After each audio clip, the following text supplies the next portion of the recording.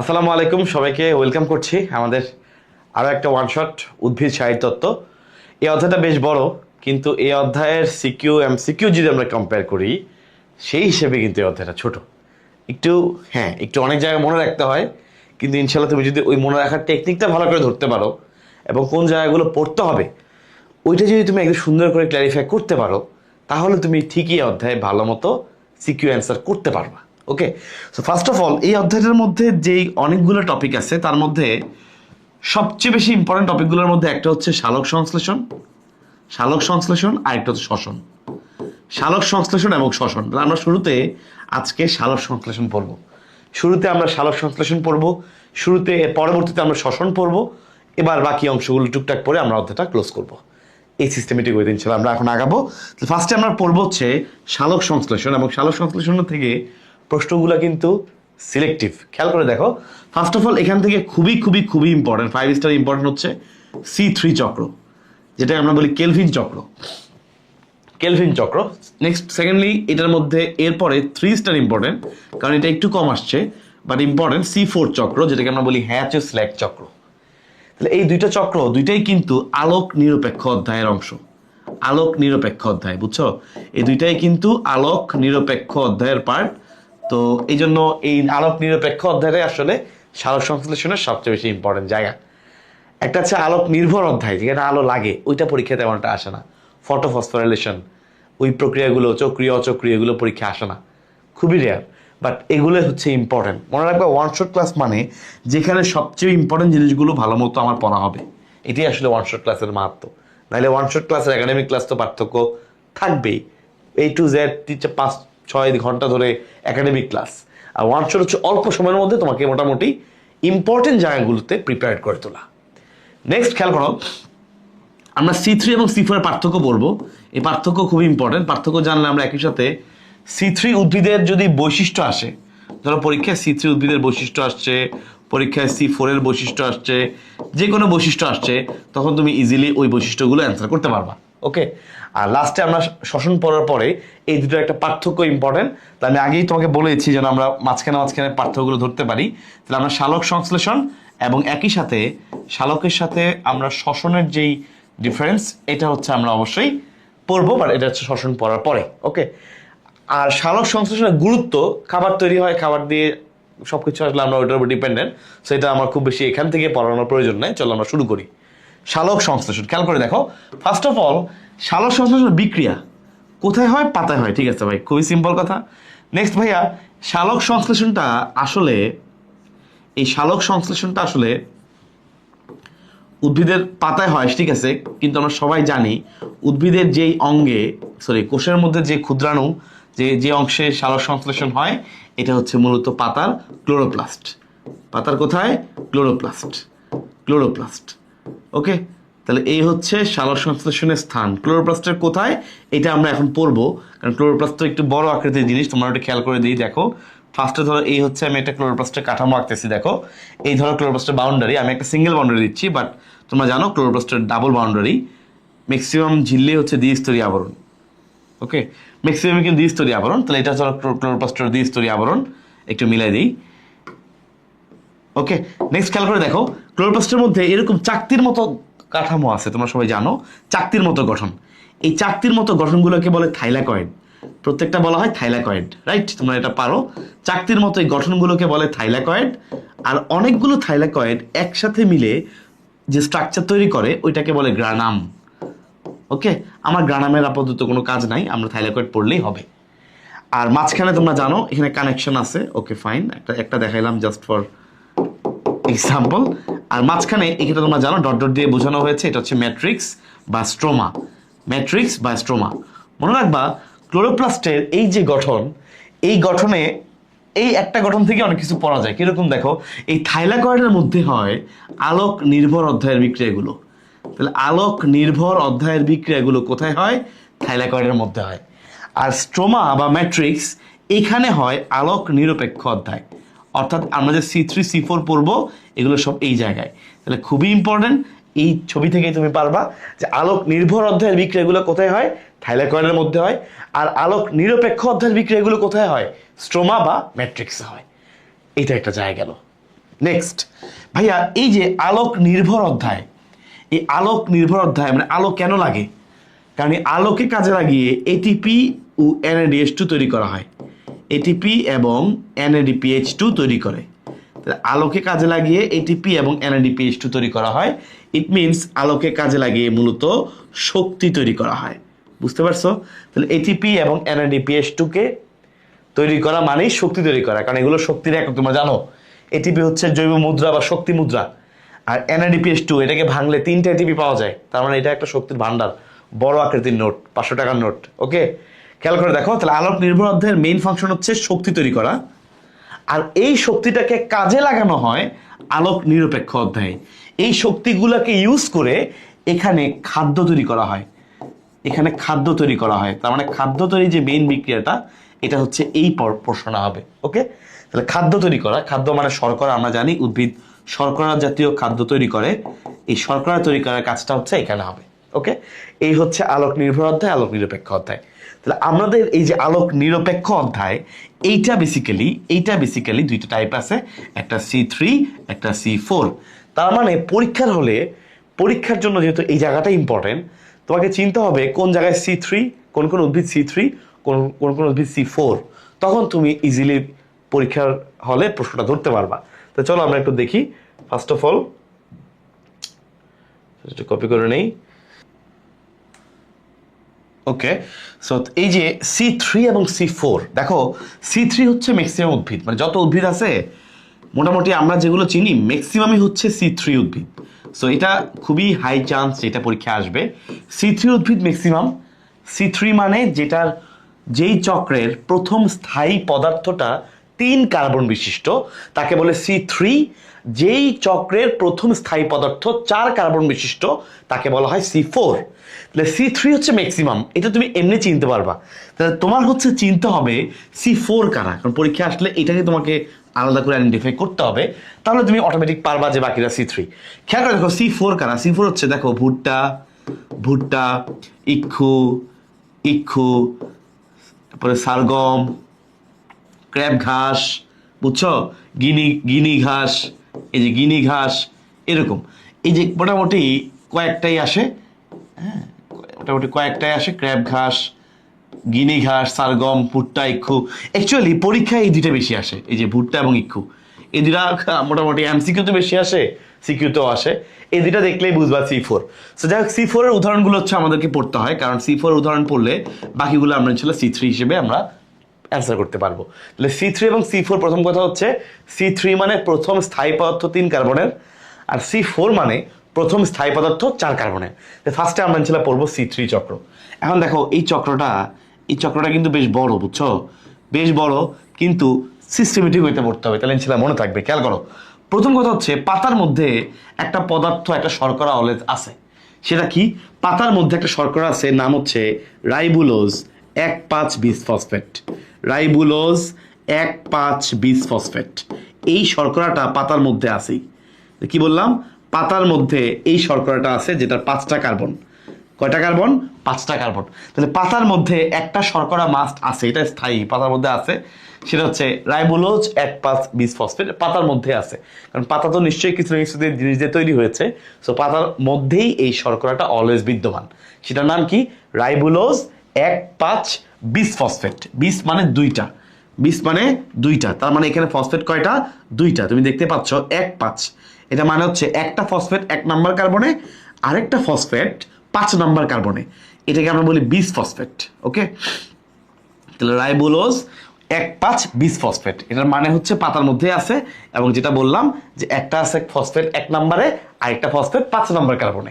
এই জন্য তোমরা কেমিস্ট্রি অনুযায়ী নাম জানো, 1,5-বিস মানে 2টা ফসফেট। তাহলে পাতার মধ্যে আছে কোন শর্করা? রাইবোলোজ 1,5-বিসফসফেট।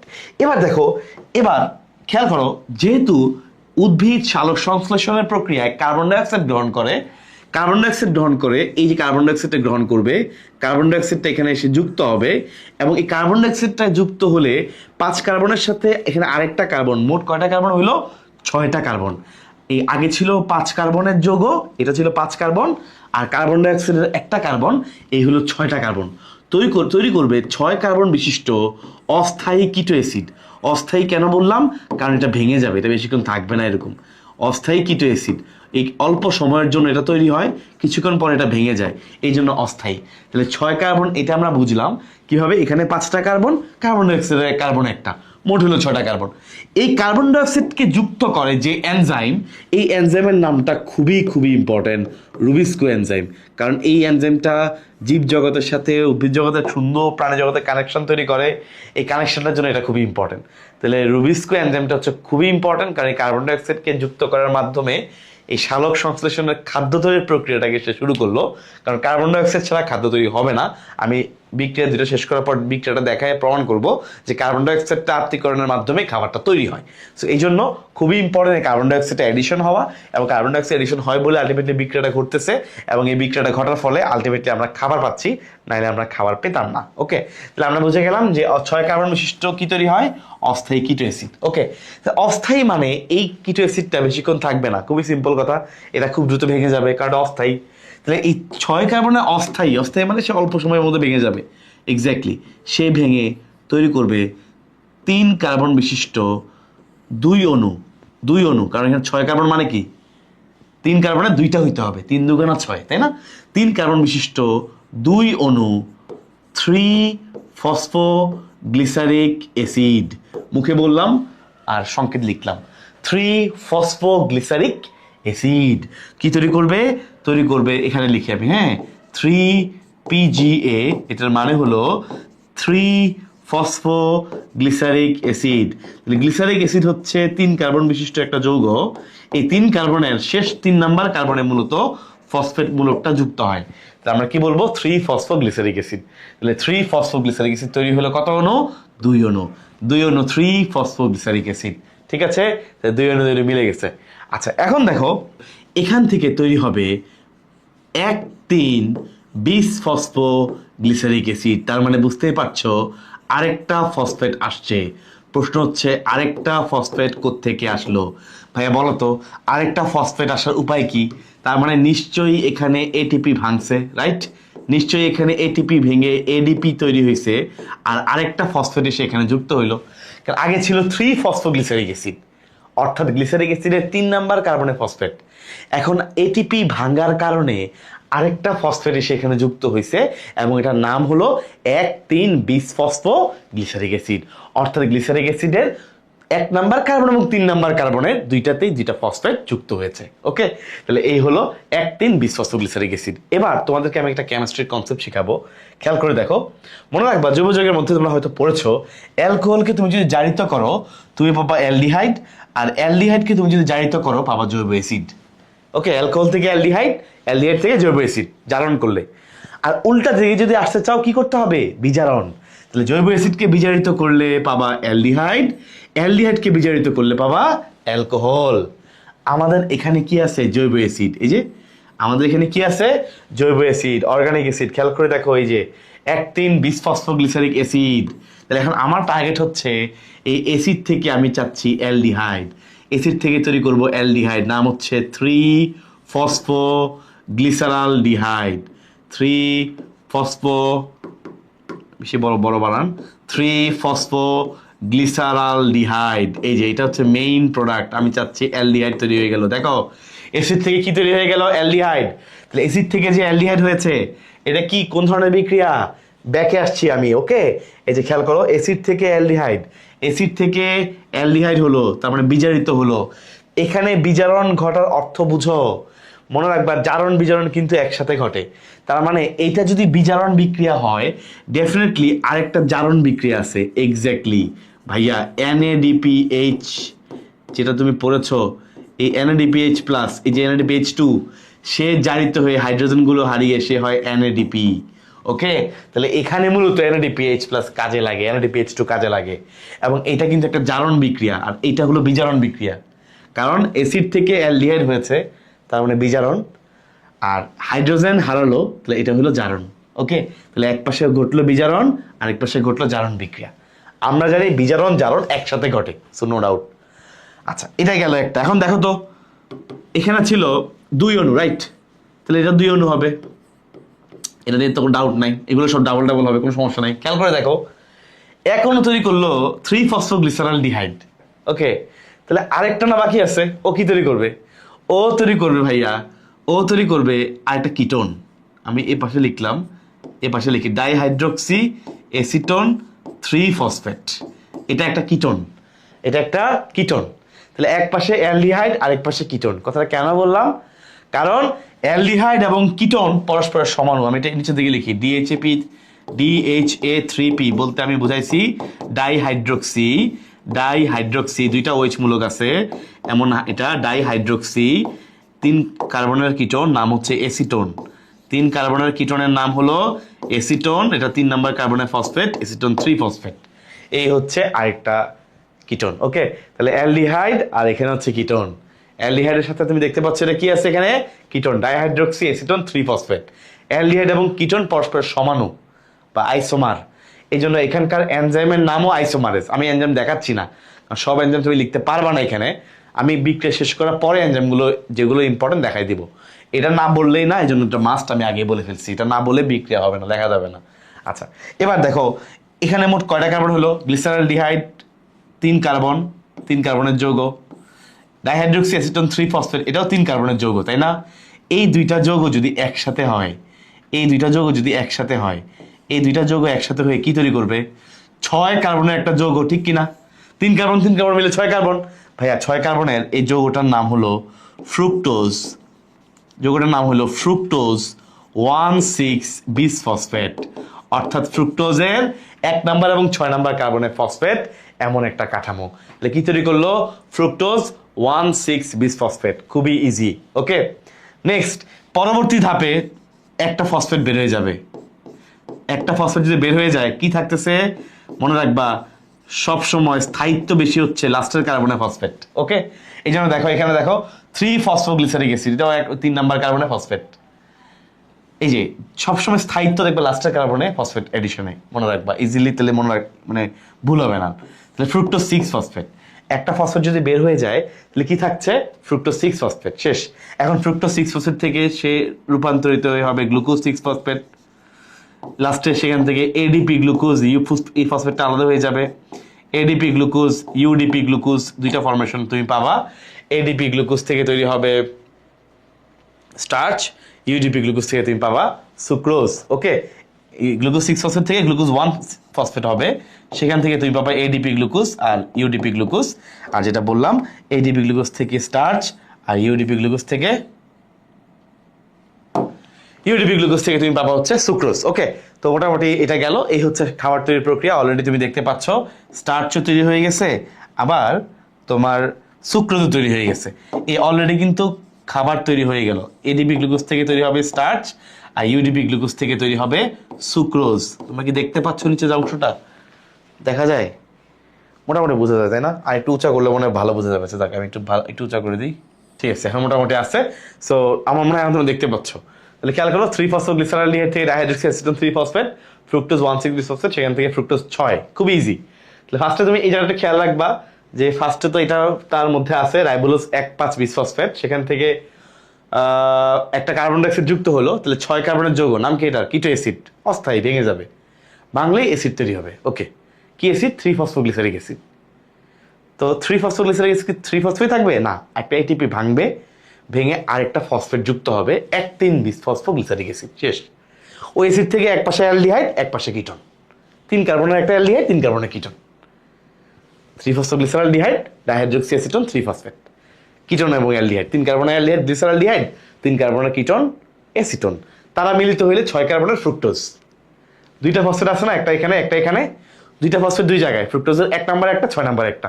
ওকে, আমি দুইটা ফসফেট দিয়ে কি করবো? আস্তে আস্তে ফসফেট বের করতে হবে। তাহলে ফার্স্টে বের হবে 1 নাম্বারটা, 6 নাম্বারটা বেশি স্থায়িত্ব, তাই না? এভাবে মনে রাখবা। 1 নাম্বারটা শেষ, ফ্রুক্টোজ 6। এবার ফ্রুক্টোজ তো আমার মেইন প্রোডাক্ট না, আমরা জানি গ্লুকোজ তৈরি হয়। সো ফ্রুক্টোজ 6 কনভার্ট হবে গ্লুকোজে। ফ্রুক্টোজ গ্লুকোজ এগুলো কিন্তু সব আইসোমার, হ্যাঁ, সমাণু পরস্পরের। নেক্সট, গ্লুকোজ 6 থেকে গ্লুকোজ 1, তারপর গ্লুকোজ 1 দুই রকমের গ্লুকোজ হয়, এডিপি আর UDP. U sucrose, ADP starch, starch এ ইউ। ওকে, ইউ সু, S U, sucrose S U. Okay, তাহলে ইনশাল্লাহ আর ভুল হবে না। ঠিক আছে, তাহলে আমরা ইনশাল্লাহ এটা পারবো। এখন দেখো, এখন ভাই সব সময় কি খালি শর্করা তৈরি হবে? পাতার মধ্যে এই যে জিনিসটা, এটা তো অলরেডি তোমার খরচ হওয়া শুরু হয়েছে, তাহলে এই জিনিসটা আবার রিপ্লেস করতে হবে না?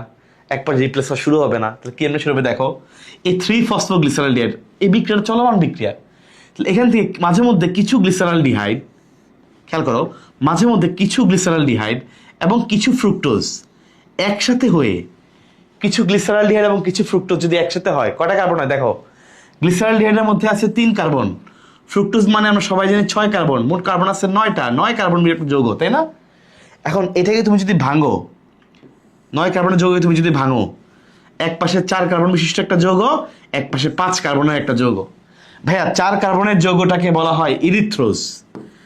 4 কার্বনের যৌগটাকে আমরা কি বলি? ইরিথ্রোজ। ওকে, ইরিথ্রোজ মনে রাখাটা ইজি। 5 কার্বনের যৌগটা মনে রাখবা জাইলুলোজ। 5 কার্বনের যৌগ মনে রাখবা জাইলুলোজ। এই যে একটা ইরিথ্রোজ, একটা জাইলুলোজ, একটা ইরিথ্রোজ, একটা জাইলুলোজ। তাহলে 4 কার্বনের যৌগটা হচ্ছে ইরিথ্রোজ, 5 কার্বনের যৌগটা হচ্ছে জাইলুলোজ। এরপরে বাকিটা তোমার খুবই ইজি। 4 কার্বন বিশিষ্ট যৌগ, তাহলে একটা ফসফেট 4 নাম্বারে যুক্ত হবে, তুমি জানো লাস্টের কার্বনে গিয়ে স্টেবিলিটি পায়, লাস্টের কার্বনে গিয়ে যুক্ত হয়। জাইলুলোজ যেহেতু 5 কার্বনের যৌগ, এখানে হবে জাইলুলোজ 5-ফসফেট, জাইলুলোজ 5-ফসফেট। বুঝছো? লাস্টের কার্বনে গিয়ে ফসফেট অ্যাড করে দিবা, লাস্টের কার্বনে গিয়ে ফসফেট অ্যাড করে দিবা। এরিথ্রোজ 4 নাম্বার কার্বনে, জাইলুলোজে 5 নাম্বার কার্বনে। ওকে, ইনশাআল্লাহ নেক্সট টাইম খেয়াল করে দেখো ভাইয়া, এই যে জাইলুলোজ 5-ফসফেট সে তৈরি করবে, এই যে আস্তে আস্তে ব্যাক করবে, এখানে সে তৈরি করবে রাইবোলোজ 5-ফসফেট, সে তৈরি করবে রাইবোলোজ 5-ফসফেট। জাইলুলোজ 5-ফসফেট কি তৈরি করবে? রাইবোলোজ 5-ফসফেট। নেক্সট খেয়াল করো, এই যে রাইবোলোজ 5-ফসফেট, এই যদি তোমার রাইবোলোজ 1,5-বিসফসফেট হইতে চায়, তাহলে ওর সাথে কি আরেকটা এটিপি এসে যুক্ত হইতে হবে না? ওর সঙ্গে এসে আরেকটা এটিপি যুক্ত হইতে হবে, এই যে একটা আরেকটা এটিপি এসে ভাঙতে হবে।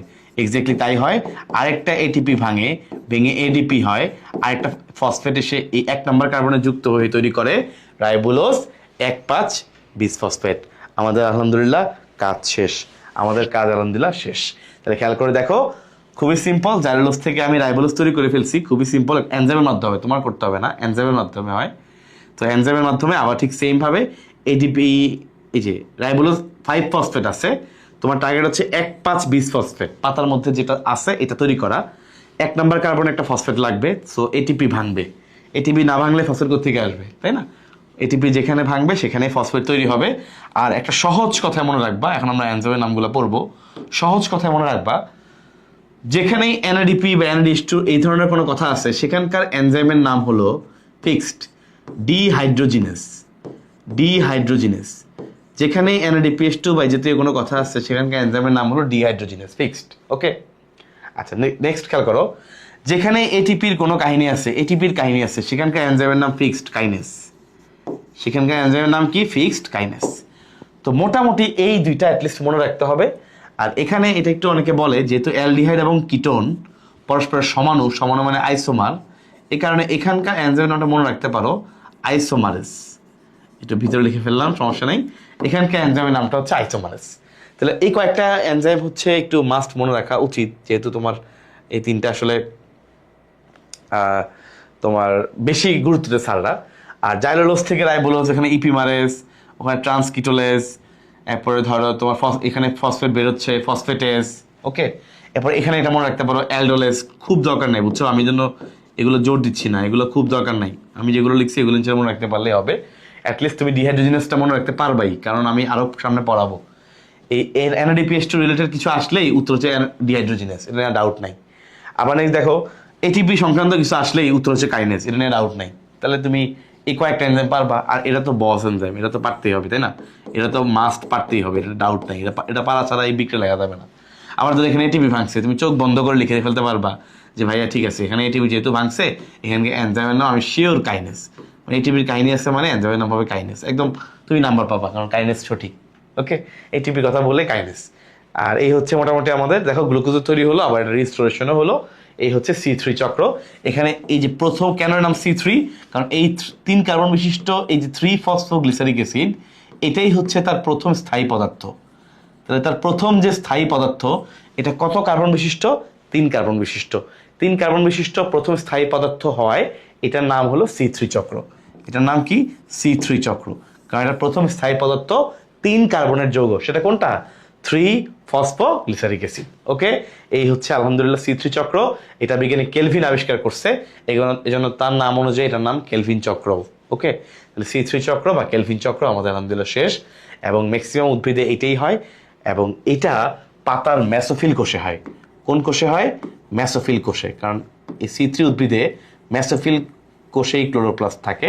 মেসোফিল কোষটাই মূলত খাদ্য তৈরিতে অংশগ্রহণ করে। সো এটা আমরা মনে রাখাটা খুবই ইজি। তাহলে এটা গড়পড়তা সবার জন্য কমন। আমরা এখন ইনশাল্লাহ পড়বো C4 চক্র। খেয়াল করে দেখো, আমরা এখন পড়বো হচ্ছে C4 চক্র। ভাই দেখো, C4 উদ্ভিদ তো আমি আগে পড়াইছি, উদাহরণগুলো ইম্পর্টেন্ট, কারণ উদাহরণ দেখে তোমাকে চিনতে হবে ভুট্টা আসছে, ইক্ষু আসছে, তাহলে C4। ভুট্টা ইক্ষুই আসে, গিনি ঘাসও আসতে পারে। আচ্ছা, নেক্সট খেয়াল করো, C4 মনে রাখবা, আমি একটু আগে লাস্ট যে লেখাইছি C3 এর মধ্যে বিক্রিয়াটা হয় মেসোফিল কোষে। কোথায়? মেসোফিল কোষে। আর মজার বিষয় হচ্ছে ভাইয়া, C4 চক্র, এই যে উদ্ভিদগুলো, এদের মধ্যে 2 ধরনের কোষ থাকে। 2 ধরনের কোষ থাকে, যাদের মধ্যে 2টা ভিন্ন ধরনের ক্লোরোপ্লাস্ট থাকে। বিশেষ ধরনের কাঠামো। এই বিশেষ ধরনের কাঠামোকে, এই 2 ধরনের কোষ নাম হলো, একটা হচ্ছে মেসোফিল কোষ, মেসোফিল কোষ, আর নাম হচ্ছে বান্ডল সিদ কোষ। ওকে, তাহলে মেসোফিল কোষ এবং বান্ডল সিদ কোষ, এই যে 2 ধরনের কোষ 2 ধরনের ক্লোরোপ্লাস্ট বহন করে। সো এটার মধ্যে একটু টিপিক্যাল হচ্ছে একটু ভিন্ন রিয়াকশন হবে। এই যে বিশেষ ধরনের একটা গঠন তৈরি হয় মেসোফিল কোষ বান্ডল সিদ কোষ মিলে, এই গঠনটাকে বলা হয় ক্রাঞ্জ অ্যানাটমি। ক্রাঞ্জ অ্যানাটমি, তাহলে এটা পরীক্ষার জন্য ইম্পর্টেন্ট। ক্রাঞ্জ অ্যানাটমি পাওয়া যায় কোন উদ্ভিদে? ক্রাঞ্জ অ্যানাটমি পাওয়া যায় C4 উদ্ভিদে। ওকে, তাহলে মেসোফিল কোষ বান্ডল সিদ কোষের যেই বিন্যাস, অবস্থানগত যে বিন্যাস, একটা ঘিরা একটার অবস্থান, এই বিশেষ ধরনের পাশাপাশি অবস্থানটাই হচ্ছে ক্রাঞ্জ অ্যানাটমি। তাহলে ক্রাঞ্জ অ্যানাটমি আমরা কোথায় পাবো? C4 উদ্ভিদে। সহজ ভাষায় C4, 3 এর চেয়ে যেরকম 4 বেশি, এখানে সবকিছু একটু বেশি বেশি। ওকে, তাহলে এখানে 2 ধরনের কোষ আছে, খেয়াল করে দেখো। ফার্স্ট অফ অল আমি একটু বক্স করে তোমাকে দেখাই। ধরো এটা একটা কোষ, এটা মনে করো মেসোফিল কোষ। এবার মনে করো মেসোফিল কোষের চারপাশে ধরো, এখানে ধরো পাশেই বান্ডল সিদ কোষ। ওকে, সাপোজ এই হচ্ছে মেসোফিল কোষ এবং বান্ডল সিদ কোষ। তাহলে আমি 2 ধরনের কোষ আঁকলাম। তাহলে C4 চক্র যখন আমরা ইনশাআল্লাহ পড়বো, আমরা 2 ধরনের কোষটা পড়বো। একটা হচ্ছে মেসোফিল কোষ, তাহলে এখানে মেসোফিল ক্লোরোপ্লাস্ট, একটা বিশেষ ধরনের ক্লোরোপ্লাস্ট। এটাটা হচ্ছে এটাটার মতো আলাদা হিসাব, বান্ডল সিদ ক্লোরোপ্লাস্ট। ওকে, তাহলে একটা মেসোফিল, একটা বান্ডল সিদ, দুইটাতে 2 ধরনের বিক্রিয়া হয়, আমরা এটা দেখবো। খেয়াল করো, ফার্স্ট হচ্ছে ভাইয়া, এখানে এই যে C4 চক্র, এটারও কিন্তু পাতার মধ্যে একটা অবশ্যই কিছু না কিছু পদার্থ আছে। এখন তোমরা ইনশাআল্লাহ ভবিষ্যতে গিয়ে পড়বা, পাতার মধ্যে কিছু পদার্থ আছে, যেমন আমরা একটু পড়ে আসলাম রাইবোলোজ 1,5-বিসফসফেট, বললাম না? এই রাইবোলোজ 1,5-বিসফসফেটের মতো এখানেও একটা স্থায়ী পদার্থ আছে। এই স্থায়ী পদার্থটার মধ্যে, এই পাতার মধ্যে থাকে, এটা হচ্ছে ফসফোইনল পাইরুভিক অ্যাসিড। আমি এখন একটু বড় করে লিখছি, কারণ পরে লিখবো না আর। Phosphoenol pyruvic acid, pyruvic acid, P acid মানে হচ্ছে pyruvic acid, P for pyruvic, P for pyruvic. Okay, pyruvic acid. তাহলে ফসফোইনল পাইরুভিক অ্যাসিড এটা পাতার মধ্যে আছে। কোথায় আছে? মেসোফিল কোষে আছে। নেক্সট খেয়াল করো, এই ফসফোইনল পাইরুভিক অ্যাসিড এইটার সঙ্গে এসে কার্বন ডাইঅক্সাইড যুক্ত হয়। কার্বন ডাইঅক্সাইড যুক্ত হয়, তোমরা সবাই জানো কার্বন ডাইঅক্সাইড আর পানি খুব কমনলি এরা একসাথে বিক্রিয়া করবে। বিক্রিয়া করে একদম বাচ্চা কথা কার্বনিক অ্যাসিড তৈরি করবে, এবং কার্বনিক অ্যাসিডের মধ্যে HCO3- আয়ন এবং H+ আয়ন আকারে এই কার্বনিক অ্যাসিডটাও বিশ্লিষ্ট থাকবে, এটা তোমরা জানো। তার মানে কার্বন ডাইঅক্সাইড যুক্ত হয়, সে আসলে বাইকার্বনেট আয়ন রূপে এখানে থাকে, তারপরে সে কার্বন ডাইঅক্সাইডটা এখানে যুক্ত হবে। ওকে, আচ্ছা, নেক্সট দেখো ফসফোইনল পাইরুভিক অ্যাসিড, তোমরা শ্বসনের বেলায় পড়বা। পাইরুভিক অ্যাসিড হচ্ছে 3 কার্বনের একটা অ্যাসিড। কত কার্বন? কত কার্বন বলো? পাইরুভিক অ্যাসিড কত কার্বন? উত্তর হচ্ছে পাইরুভিক অ্যাসিড 3 কার্বন। তাহলে পাইরুভিক অ্যাসিড হচ্ছে 3 কার্বন বিশিষ্ট একটা অ্যাসিড। তাহলে এটা হচ্ছে 3টা কার্বন, এর সঙ্গে যুক্ত হইলো আরেকটা কার্বন, মোট কয়টা কার্বন হলো? 4 কার্বন। এই 4 কার্বন বিশিষ্ট তৈরি হয় অক্সালো অ্যাসিটিক অ্যাসিড। 4 কার্বন বিশিষ্ট কি তৈরি হয়? অক্সালো অ্যাসিটিক অ্যাসিড। OAA মানে অক্সালো অ্যাসিটিক অ্যাসিড। তো 4 কার্বন বিশিষ্ট তৈরি হয় অক্সালো অ্যাসিটিক অ্যাসিড। ওকে, আচ্ছা, নেক্সট বাকিটা খুবই ইজি, খুব আমরি কঠিন না। এই অক্সালো অ্যাসিটিক অ্যাসিড চেঞ্জ হয়ে তার নাম হয় ম্যালিক অ্যাসিড।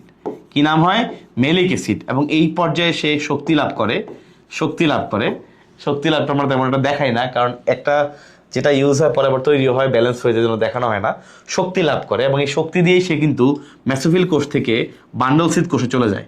এই শক্তি দিয়েই সে কিন্তু মেসোফিল কোষ থেকে এই 4 কার্বন বিশিষ্ট মেলিক অ্যাসিডটি চলে যাবে বান্ডল সিদ কোষে। তাহলে মেলিক অ্যাসিডটা হচ্ছে 4 কার্বনের যৌগ। এই মেলিক অ্যাসিডটি 4 কার্বন বিশিষ্ট মেলিক অ্যাসিড কই চলে যাবে? বান্ডল সিদ কোষে। ওকে, তাহলে আমরা ইনশাল্লাহ এটা পড়ে ফেললাম যে মেসোফিল মেলিক অ্যাসিডটি 4 কার্বন বিশিষ্ট আছে, সে চলে গেল বান্ডল সিদ কোষে। ওকে, তাহলে এই হচ্ছে মেলিক অ্যাসিড। আমরা দেখো এখানে এনার্জি ভাঙবে, এনার্জি পাবে কোত্থেকে? যাওয়ার জন্য। তার মানে বুঝতে পারছো এখানে একটা NADPH2 ভাঙবে, কিছু হইলে NADPH2 ভাঙাই দিবা, তাই না? এই যে NADPH2 ভেঙে একটা NADP তৈরি হলো, আর শক্তি ইউজ করে সে চলে গেল বান্ডল সিদ কোষে। ওকে, তো মেলিক অ্যাসিড 4 কার্বনের যৌগ গেল বান্ডল সিদ কোষে। সে এখানে গিয়ে সে কার্বন ডাইঅক্সাইড নিঃসরণ করবে, ত্যাগ করে দিবে। কার্বন ডাইঅক্সাইডটা গ্রহণ করছিল, এই কার্বন ডাইঅক্সাইডটাকে সে কই দিবে? এই কার্বন ডাইঅক্সাইডকে সে দিয়ে দিবে C3 চক্রে। এই বান্ডল সিদ কোষে C3 চক্র চলমান থাকে। C4 উদ্ভিদের বান্ডল সিদ কোষে C3 চক্র চলমান থাকে। তাহলে কার্বন ডাইঅক্সাইড পাবে, C3 চক্র ঘুরতে থাকবে। ওকে, কার্বন ডাইঅক্সাইডকে হারিয়ে মেলিক অ্যাসিড এখন কি আর 4 কার্বনে থাকবে? কার্বন ডাইঅক্সাইড যেহেতু হারাই ফেলছে, মেলিক অ্যাসিড কি 4 কার্বনে থাকবে নাকি 3 কার্বনের যৌগ হবে? এক্স্যাক্টলি, একটা কার্বন ডাইঅক্সাইড চলে গেছে। সে ছিল 4 কার্বনের যৌগ, সে এখন আর 4 কার্বন থাকবে না, সে হয়ে যাবে 3 কার্বন বিশিষ্ট। সে হয়ে যাবে 3 কার্বন বিশিষ্ট পাইরুভিক অ্যাসিড। সে কি তৈরি হবে? তৈরি হবে 3 কার্বন বিশিষ্ট পাইরুভিক অ্যাসিড। 3 কার্বন বিশিষ্ট পাইরুভিক অ্যাসিড তৈরি করবে। তাহলে কি তৈরি করবে? 3 কার্বন বিশিষ্ট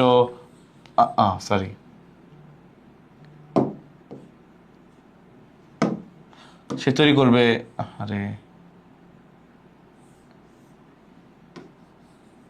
এই যে দেখো, সে তৈরি করবে 3 কার্বন বিশিষ্ট পাইরুভিক অ্যাসিড। ওকে, এই যে তৈরি করলো 3 কার্বন বিশিষ্ট পাইরুভিক অ্যাসিড। দেখছো, একবার বক্স নড়াচড়া করলে এই যে 3 কার্বন বিশিষ্ট পাইরুভিক অ্যাসিড। ওকে, এই 3 কার্বন বিশিষ্ট পাইরুভিক অ্যাসিড আমরা সবাই জানি পাইরুভিক 3 কার্বনের। সে চলে আসবে এইখানে, এই যে সে আবার তার আগের মতো চলে আসবে মেসোফিল কোষে। পাইরুভিক অ্যাসিড চলে আসবে মেসোফিল কোষে। এখন পাইরুভিক অ্যাসিড থেকে ফসফোইনল পাইরুভিক অ্যাসিড হবে কেমনে? ফসফেটটা আসবে কিভাবে? ভাই আমরা সবাই জানি ফসফেট আসতে গেলে এটিপি কে ভাঙতে হবে। এটিপি ভেঙে ADP হবে, আর একটা ফসফেট এসে এখানে যুক্ত হবে। এই হচ্ছে সিম্পল কনসেপ্ট। তাহলে এখানে খেয়াল করো, এখানে পড়াটা কিন্তু আহামরি কঠিন না। এখানে খালি কি খেয়াল রাখতে হয়, এখানে খেয়াল রাখবে, দেখো আমি সংক্ষেপে লেখাই দিই, এখন ভালো করে তাকাও। ফসফোইনল পাইরুভিক অ্যাসিড আছে, এটা তোমার 3 কার্বনের। আচ্ছা, ভালো কথা, পাইরুভিক অ্যাসিড মানে 3 কার্বন, এটা মুখস্থ। এখান থেকে কার্বন ডাইঅক্সাইড যুক্ত হবে, যেমনি যুক্ত হবে কার্বক্সিলেজ এনজাইমের মাধ্যমে, পড়া আমরি কিছু না। তো কার্বন ডাইঅক্সাইড যুক্ত হবে, যুক্ত হলে তৈরি করবে এখানে মেলিক অ্যাসিড, যুক্ত হলে ফার্স্টে তৈরি করবে অক্সালো অ্যাসিটিক অ্যাসিড, OA। এটা খালি মাঝখান থেকে খেয়াল রাখবা, OA থেকে মেলিক অ্যাসিড, থেকে কার্বন ডাইঅক্সাইড বাদ চলে গেলে তৈরি হবে পাইরুভিক অ্যাসিড। শেষ। এই যে এটা হচ্ছে সিম্পল রিঅ্যাকশন, বুঝছো? জাস্ট মাঝখান দিয়ে কোষের মধ্যে একটু কাহিনী আর কি, এই মাঝখান দিয়ে দাগ দিয়ে দিলেই, একটু ভাগ করে দিলেই কাহিনী হয়ে গেল। ওকে, তাহলে মেলিক অ্যাসিডটা তৈরি হয় এই মেসোফিল কোষে, হওয়ার পরে ওখানে যায় পাইরুভিক অ্যাসিডটা তৈরি হয়ে আসে, বুঝছো? তাহলে বান্ডল সিদ কোষের আলটিমেটলি কি কাজ করতেছে দেখো, এখানে মেলিক অ্যাসিডটা তৈরি হওয়ার পরে এখানে যায়, এখানে যাওয়ার পরে পাইরুভিক অ্যাসিড হয়ে এসে ব্যাক করে। মাঝখানে পাইরুভিক অ্যাসিড হচ্ছে 3 কার্বনের, মেলিক অ্যাসিড 4 কার্বনের। আরেক কার্বন গেল কই? কার্বন ডাইঅক্সাইড হিসেবে C3 তে অংশ নিছে। তাহলে মেসোফিল কোষ থেকে বের হবে মেলিক অ্যাসিড, কার্বন ডাইঅক্সাইডকে দিয়ে পাইরুভিক অ্যাসিড হিসেবে এসে ঢুকবে বান্ডল সিদ কোষ থেকে ব্যাক টু মেসোফিল কোষ। এটাই হচ্ছে C4 চক্র।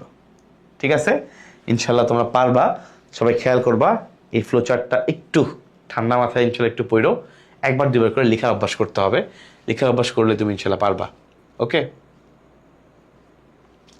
ঠিক আছে ইনশাল্লাহ। তো এখানে যেটা বলছিলাম যে এখানে আবার ওই যে একটা NADPH2 তৈরি হবে। ওকে, এই জন্য এটা লিখি না, এটা লেখার কোনো প্রয়োজন নেই, আমি আগে বলে দিলাম। এটা নিয়ে তোমাদের ঘাবড়ানোর কিছু নেই, লিখতে হবে না এগুলা। NADPH2 কাইন্ড টোটালি বাদ। তুমি খালি এখানে এনজাইমটা লিখতে পারো, যেহেতু কার্বন ডাইঅক্সাইড যুক্ত হবে, এখানে এনজাইম একটা লিখলে হবে, আর কিচ্ছু লিখতে হবে না। এখানে C4 চক্র আসলে এখানে এনজাইমের নাম সব লিখতে হবে না, খালি একটা এনজাইম লিখলেই হবে। ওকে, খালি বাকি যেগুলো আমি বলছি কার্বন সংখ্যা দিয়ে, এগুলো চলে খেয়াল রাখবা। কি কঠিন? ফসফোরিনোল পাইরুভিক অ্যাসিড আছে, সেখান থেকে অক্সালোএসিটিক অ্যাসিড হবে, সেখান থেকে ম্যালিক অ্যাসিড, শেষ। এই ম্যালিক অ্যাসিড গেল বান্ডেলসিড কোষে, গিয়ে সেখান থেকে তৈরি করলো পাইরুভিক অ্যাসিড, হয়ে আবার চলে আসলো, শেষ। কিছু হইলো, খুবই ইজি। তাহলে আমাদের আলহামদুলিল্লাহ C4 চক্র পড়া শেষ। এই চক্রের প্রথম স্থায়ী পদার্থ হচ্ছে এটা, এটা হচ্ছে প্রথম স্থায়ী পদার্থ, এই অক্সালোএসিটিক অ্যাসিড, এটা হচ্ছে এখানকার প্রথম স্থায়ী পদার্থ। যেহেতু এটা 4 কার্বন বিশিষ্ট, 4 কার্বনের, এই জন্য এটাকে বলা হয় C4 চক্র। এই জন্য আমরা এটাকে বলবো C4 চক্র। বিজ্ঞানী হ্যাচ স্ল্যাক এটা আবিষ্কার করছে। ভুট্টা এবং ইক্ষু কমনলি এই দুইটাই আসে, এই দুইটার মধ্যে এটা বেসিক্যালি পাওয়া যাবে। ঠিক আছে, তাহলে আমরা এখন ইনশাআল্লাহ চলে যাব C3 এবং C4 এর পার্থক্য। তাহলে আমাদের আসলে সালোক সংশ্লেষণ শেষ। C3 C4 এর পার্থক্য, মোটা কথা প্রথম কথা হচ্ছে কেলভিন চক্র বা হ্যাচ স্ল্যাক চক্রের পার্থক্য। দেখো কিছু পার্থক্য আমি আগে নর্মালি সরাসরি বলে দিই, যা যা পড়াইছি সেখান থেকে, তারপরে আমরা বাকিগুলো দেখবো। হ্যাঁ, খেয়াল করে দেখো। ফার্স্ট অফ অল এই পার্থক্যগুলো একদম ইজি। কেলভিন চক্রের প্রথম স্থায়ী পদার্থ কোনটা? স্থায়ী পদার্থ 3-ফসফোগ্লিসারিক অ্যাসিড, তাই না? আর এখানের প্রথম স্থায়ী পদার্থ হচ্ছে অক্সালোঅ্যাসিটিক অ্যাসিড, যেটা 4 কার্বন বিশিষ্ট, আর এটা হচ্ছে 3 কার্বন বিশিষ্ট। ওকে, এটা হচ্ছে প্রথম স্থায়ী পদার্থের কাহিনী গেল। নেক্সট ভাইয়া, এই কেলভিন চক্রে এখানে তুমি আমাকে বলো C3 চক্রটা যে ঘটছে বা কেলভিন চক্র ঘটছে বা C3 উদ্ভিদ যারা আছে, যাদের মধ্যে C3 চক্রটা হয়, C4 এর যারা হয় তারা C4 উদ্ভিদ। তাহলে এই C3 চক্রে কার্বন ডাইঅক্সাইডের গ্রহীতাকে, কার্বন ডাইঅক্সাইডের গ্রহীতাকে, কার্বন ডাইঅক্সাইডকে গ্রহণ করছে কে? ওই যে প্রথমে ছিল পাতার মধ্যে রাইবোলোজ 1,5-বিসফসফেট, রাইবোলোজ 1,5-বিসফসফেট আর ইউবিপি এটা। আর এখানে হ্যাচ স্ল্যাক চক্রে প্রথম এই কার্বন ডাইঅক্সাইডকে গ্রহণ করছে কে? এই যে phosphoenol pyruvic acid. Carbon dioxide গ্রহীত হচ্ছে ফসফোইনল পাইরুভিক অ্যাসিড। ওকে, বেশি হিজিবিজি লাগতেছে? হালকা, তাই না? আচ্ছা যাক, একটু লাগবেই, কারণ আমি বুঝাইছি যেহেতু। ওকে, তাহলে কার্বন ডাইঅক্সাইডের গ্রহীত হচ্ছে এটা ফসফোইনল পাইরুভিক অ্যাসিড। সেই মূলত কার্বন ডাইঅক্সাইডকে গ্রহণ করছে, সেই কার্বন ডাইঅক্সাইড গ্রহণ করে এই যে ফসফোইনল পাইরুভিক অ্যাসিড। এবার বাকিগুলো তুমি আবার সুন্দর করে কিছু লিখতে পারো। যেমন এখানে ধরো রুবিস্কো এনজাইমটা ব্যবহৃত হয়, এ বলছিলাম রুবিস্কো এনজাইম আর কোথাও ইউজ হয় না, এখানে রুবিস্কো এনজাইমের কোনো প্রয়োগ নাই, তাই না? আচ্ছা, নেক্সট খেয়াল করে দেখো ভাইয়া, C3 চক্রটা এখানে আমরা 2 ধরনের কোষ না, আমরা শুধুমাত্র এক ধরনের কোষ দেখছি, এটা মেসোফিল কোষের মধ্যেই হয়, আর এটা 2 ধরনের কোষে হয়, তাই না? মেসোফিল এবং বান্ডলসিড, মেসোফিল এবং বান্ডলসিড 2 ধরনের কোষের মধ্যে হয়, তাই না? সো এখানে প্রোডাকশন বেশি হবে, সিম্পল। নেক্সট খেয়াল করে দেখো, এখানে এখানে দেখো কার্বন ডাইঅক্সাইডটা যেহেতু এখানে দেখো তৈরি হচ্ছে, রাইট? ভিতরে ভিতরে তৈরি হয়, খেয়াল করো। এখানে কিন্তু এই যে কার্বন ডাইঅক্সাইডটা কন্টিনিউয়াসলি তৈরি হচ্ছে, এখানে কন্টিনিউয়াসলি কার্বন ডাইঅক্সাইড তৈরি হয় বলে, কার্বন ডাইঅক্সাইড কন্টিনিউয়াসলি তৈরি হচ্ছে বলে এখানে ফটো রেসপিরেশন হয় না, ফটো রেসপিরেশন আর হয় না। কারণ কার্বন ডাইঅক্সাইড যদি অনেক বেশি পরিমাণে থাকে বা তৈরি হতে থাকে, ফটো রেসপিরেশন হয় না। কিন্তু এখানে উল্টা হবে, অবশ্যই কার্বন ডাইঅক্সাইডের অভাব দেখা দেয়, স্বাভাবিক ইউজ হয়ে যায়, কার্বন ডাইঅক্সাইডের পরিমাণ কমে যায়, আর তো তৈরি হচ্ছে না, কার্বন ডাইঅক্সাইড ইউজ হয়ে যাচ্ছে, রাইট? ওই যে রুবিস্কো এনজাইম দিয়ে কার্বন ডাইঅক্সাইড জোড়া লেগে যাচ্ছে, কার্বন ডাইঅক্সাইড অভাব তৈরি হবে, তখন এখানে ফটো রেসপিরেশন ঘটতে পারে, ফটো রেসপিরেশন ঘটতে পারে। ওকে, নেক্সট খেয়াল করো, C3 উদ্ভিদ যারা আছে, C3 উদ্ভিদ নামেই তো 3 কম, C4 নামেই তো বেশি, তাই না? আচ্ছা, কম যেহেতু সে কম তাপমাত্রায় খাপ খাইয়ে নিতে সক্ষম, কম টেম্পারেচারে সে আসলে গ্রোথ করে, তার গ্রোথ হয়। আর C4 একটু উচ্চ তাপমাত্রায় গ্রোথ হয়, বুঝছো? তোমার এটা সম্ভবত 10 থেকে 25 ডিগ্রি সেলসিয়াস, এই টেম্পারেচারটা হচ্ছে বেস্ট, আর এটা হচ্ছে 30 থেকে 45 ডিগ্রি সেলসিয়াস, এই টেম্পারেচারে সে ভালো। ওকে, লাস্ট আরেকটা জিনিস দেখায় ইনশাল্লাহ পার্থক্য শেষ। খেয়াল করো, মনে আছে একটু আগে বলছিলাম 2 ধরনের কোষের যে স্পেশাল গঠন, এটা হচ্ছে ক্রাঞ্জ অ্যানাটমি, ক্রাঞ্জ অ্যানাটমি। তাহলে ক্রাঞ্জ অ্যানাটমি পাওয়া যায় C4 উদ্ভিদে বা হ্যাচ স্ল্যাক চক্রের ওই উদ্ভিদটাতে ক্রাঞ্জ অ্যানাটমি পাওয়া যায়, আর এখানে ক্রাঞ্জ অ্যানাটমি পাওয়া যায় না। তাহলে আমাদের আলহামদুলিল্লাহ অলরেডি অনেকগুলো পার্থক্য হয়ে গিয়েছে, এবং আমার বিশ্বাস তোমরা ইনশাল্লাহ অনায়াসে যদি এটার বৈশিষ্ট্য আসে তোমরা উত্তর করতে পারবা, যেহেতু অলরেডি তোমরা চক্রগুলো পারো, চক্র পারলে ইনশাল্লাহ এগুলো অটোমেটিক উত্তর করা যায়। ঠিক আছে, চক্র পারলে প্রত্যেকটা জিনিসের উত্তর করা যায়, কারণ এখানে অনেক কিছু চক্রের মধ্যেই আছে, চক্র পারলে এগুলো আবার ইজি। তাহলে আলহামদুলিল্লাহ আমাদের এই পার্টটা আলহামদুলিল্লাহ শেষ। ওকে, তাহলে আমাদের এই যে এটা শেষ, এটা শেষ, পার্থক্য শেষ, পার্থক্য পড়ার মাধ্যমে আমরা একই সাথে বৈশিষ্ট্য সহ পড়ে ফেললাম। ওকে, তাহলে আমরা সালোক সংশ্লেষণ এবং শ্বসনের পার্থক্য পড়ার আগে শ্বসন পড়তে হবে, তারপরে আমরা পড়বো। তারপর লাস্ট আমরা খেয়াল করবো সালোক সংশ্লেষণের তাহলে ফাইনালি বিক্রিয়াটা কি দাঁড়ায়। তোমরা সবাই জানো এটা, এই বিক্রিয়া অবশ্যই একদম সংখ্যা সহ পারতে হবে। 6 অণু কার্বন ডাইঅক্সাইড, 12 অণু পানি, 12 অণুর পানি এবং সূর্যের আলো, খেয়াল করো সূর্যের আলো মানে সহজ কথা আলোক শক্তি আর ক্লোরোফিল, পাতার ক্লোরোফিল, এই দুইটা অবশ্যই লাগবে। সূর্যের আলো এবং ক্লোরোফিলের উপস্থিতিতে তৈরি করে শর্করা। শর্করা হচ্ছে C6H12O6, শর্করা তৈরি করবে। শর্করা এবং সাথে সাথে হচ্ছে 6 অণু পানি আর 6 অণু অক্সিজেন। পরীক্ষা এটা খুবই ইম্পর্টেন্ট। উপজাত হিসেবে কি তৈরি হয়? পানি এবং অক্সিজেন তৈরি হয়। ওকে, সালোক সংশ্লেষণে তাহলে দেখো খাদ্য তৈরি হচ্ছে, এই খাদ্য আমরা খেয়ে বেঁচে থাকি, এই খাদ্য তৈরি হয় বলেই কিন্তু উৎপাদক হিসেবে গাছপালা ভূমিকা পালন করে বলেই কিন্তু এর উপর প্রাণীকুল নির্ভরশীল। নেক্সট, সে যে শুধু খাদ্য তৈরি করে এমন না, সে কিন্তু অক্সিজেন দেয় এবং এই অক্সিজেন তোমরা জানো আমরা মানুষরা প্রাণীরা গ্রহণ করি। আলটিমেটলি প্রাণীদের টিকে থাকার জন্য দুইটাই ভূমিকা অনেক বেশি। তো ইনশাল্লাহ লিখতে পারবা। এখন দেখো সালোক সংশ্লেষণে যে পানিটা নির্গত হয়, যেই অক্সিজেনটা নির্গত হয়, এই অক্সিজেনের উৎস হচ্ছে মূলত পানি। এই অক্সিজেনের উৎস কি? পানি। এটা পরীক্ষা করার জন্য ভ্যান নিলের পরীক্ষা, হিল বিক্রিয়া, রুবেন কামানের তেজস্ক্রিয় পরীক্ষা, অনেকগুলো পরীক্ষা আছে, এমসিকিউতে আসে। বাট মনে রাখবা এই পানি থেকে মূলত অক্সিজেন আসে, আর এই কার্বন ডাইঅক্সাইডের আত্তীকরণের মাধ্যমে আসে শর্করা। ওকে, কার্বন ডাইঅক্সাইডের বিজারণের মাধ্যমে, কার্বন ডাইঅক্সাইড কার্বন বিজারণের পথ, কার্বন ডাইঅক্সাইড বিজারিত হয়ে মূলত এটা তৈরি হয়। কারণ বিজারণ মানে মনে রাখবা সহজ কথায় হাইড্রোজেন যুক্ত হওয়া। দেখো কার্বন আছে, অক্সিজেন আছে, আর এখানে মাঝখানে হাইড্রোজেন ঢুকছে, তারপর হাইড্রোজেন যুক্ত মানে বিজারণ। এটা মনে রাখবা, এটা বিজারিত হয়েছে মানে আরেকটা হবে জারণ, শেষ। তাহলে কার্বন ডাইঅক্সাইড বিজারিত হয়ে সেই শর্করা তৈরি করে। এই বিজারিত হওয়ার চক্রটা হচ্ছে দুইটা, একটা C3 আমরা পরে আসছি, আর একটা C4। ওকে, এই হচ্ছে টোটাল সালোক সংশ্লেষণ। আমরা বিশ্বাস করছি ইনশাল্লাহ, আমি বিশ্বাস করছি তুমি পারবা। ওকে, তাহলে শর্টকাট আলহামদুলিল্লাহ এটা পড়া শেষ।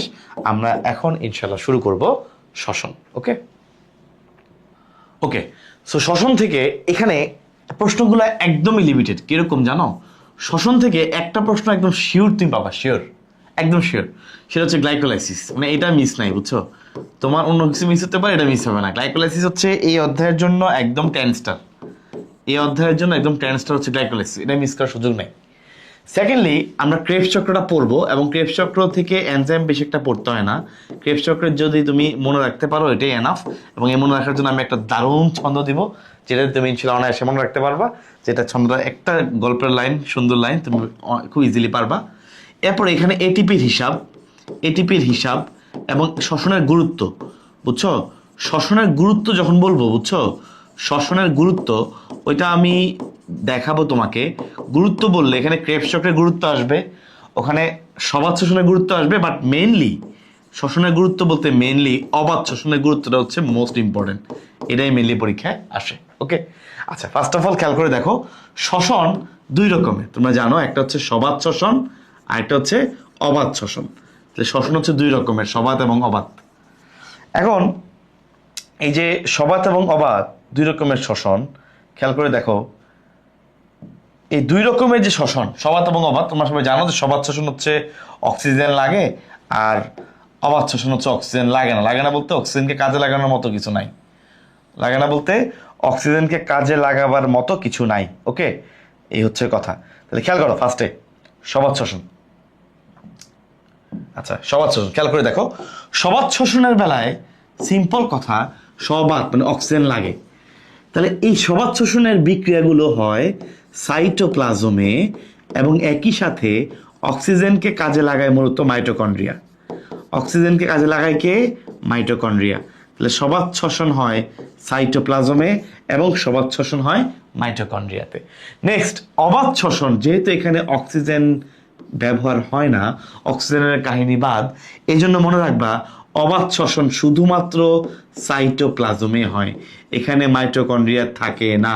মাইটোকন্ড্রিয়া না থাকার কারণে এখানে বাকি বিক্রিয়াগুলো ঘটতে পারে না। ওকে, সবাত শ্বসনের ধাপ হচ্ছে 4টা। নাম্বার 1 হচ্ছে গ্লাইকোলাইসিস। এই গ্লাইকোলাইসিস দুইজনের জন্যই কমন ধাপ। তাহলে গ্লাইকোলাইসিস দুইজনের জন্যই প্রথম এবং কমন ধাপ। ওকে, তাহলে গ্লাইকোলাইসিস দুইজনের জন্যই কমন ধাপ এবং এই গ্লাইকোলাইসিস প্রক্রিয়াটা ঘটে সাইটোপ্লাজমে, দুইজনেরই সাইটোপ্লাজম আছে। এরপরে গ্লাইকোলাইসিসে আলটিমেটলি গ্লুকোজ থেকে তৈরি হয় পাইরুভিক অ্যাসিড। গ্লাইকোলাইসিসের ফলে গ্লুকোজ থেকে তৈরি হয় কি? Pyruvic acid.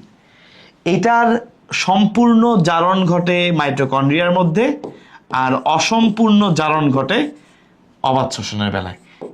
ঠিক আছে, তাহলে এই হচ্ছে দুইটা বিষয়, এবং এই অবাধ শ্বসনে আমি একটু লাস্টের পরে দেখাবো কি তৈরি হয়। আমরা ফার্স্ট ইনশাল্লাহ এটা পড়বো, সবাদ শ্বসন এবং প্রথম ধাপ গ্লাইকোলাইসিস, যেটা মাস তোমাকে পড়তেই হবে এবং এটাই পরীক্ষা আসবে একদম শিওর। মানে এটা আসে ম্যাক্সিমাম বোর্ড বলতে আসলে 90% বোর্ডে এটা আসে।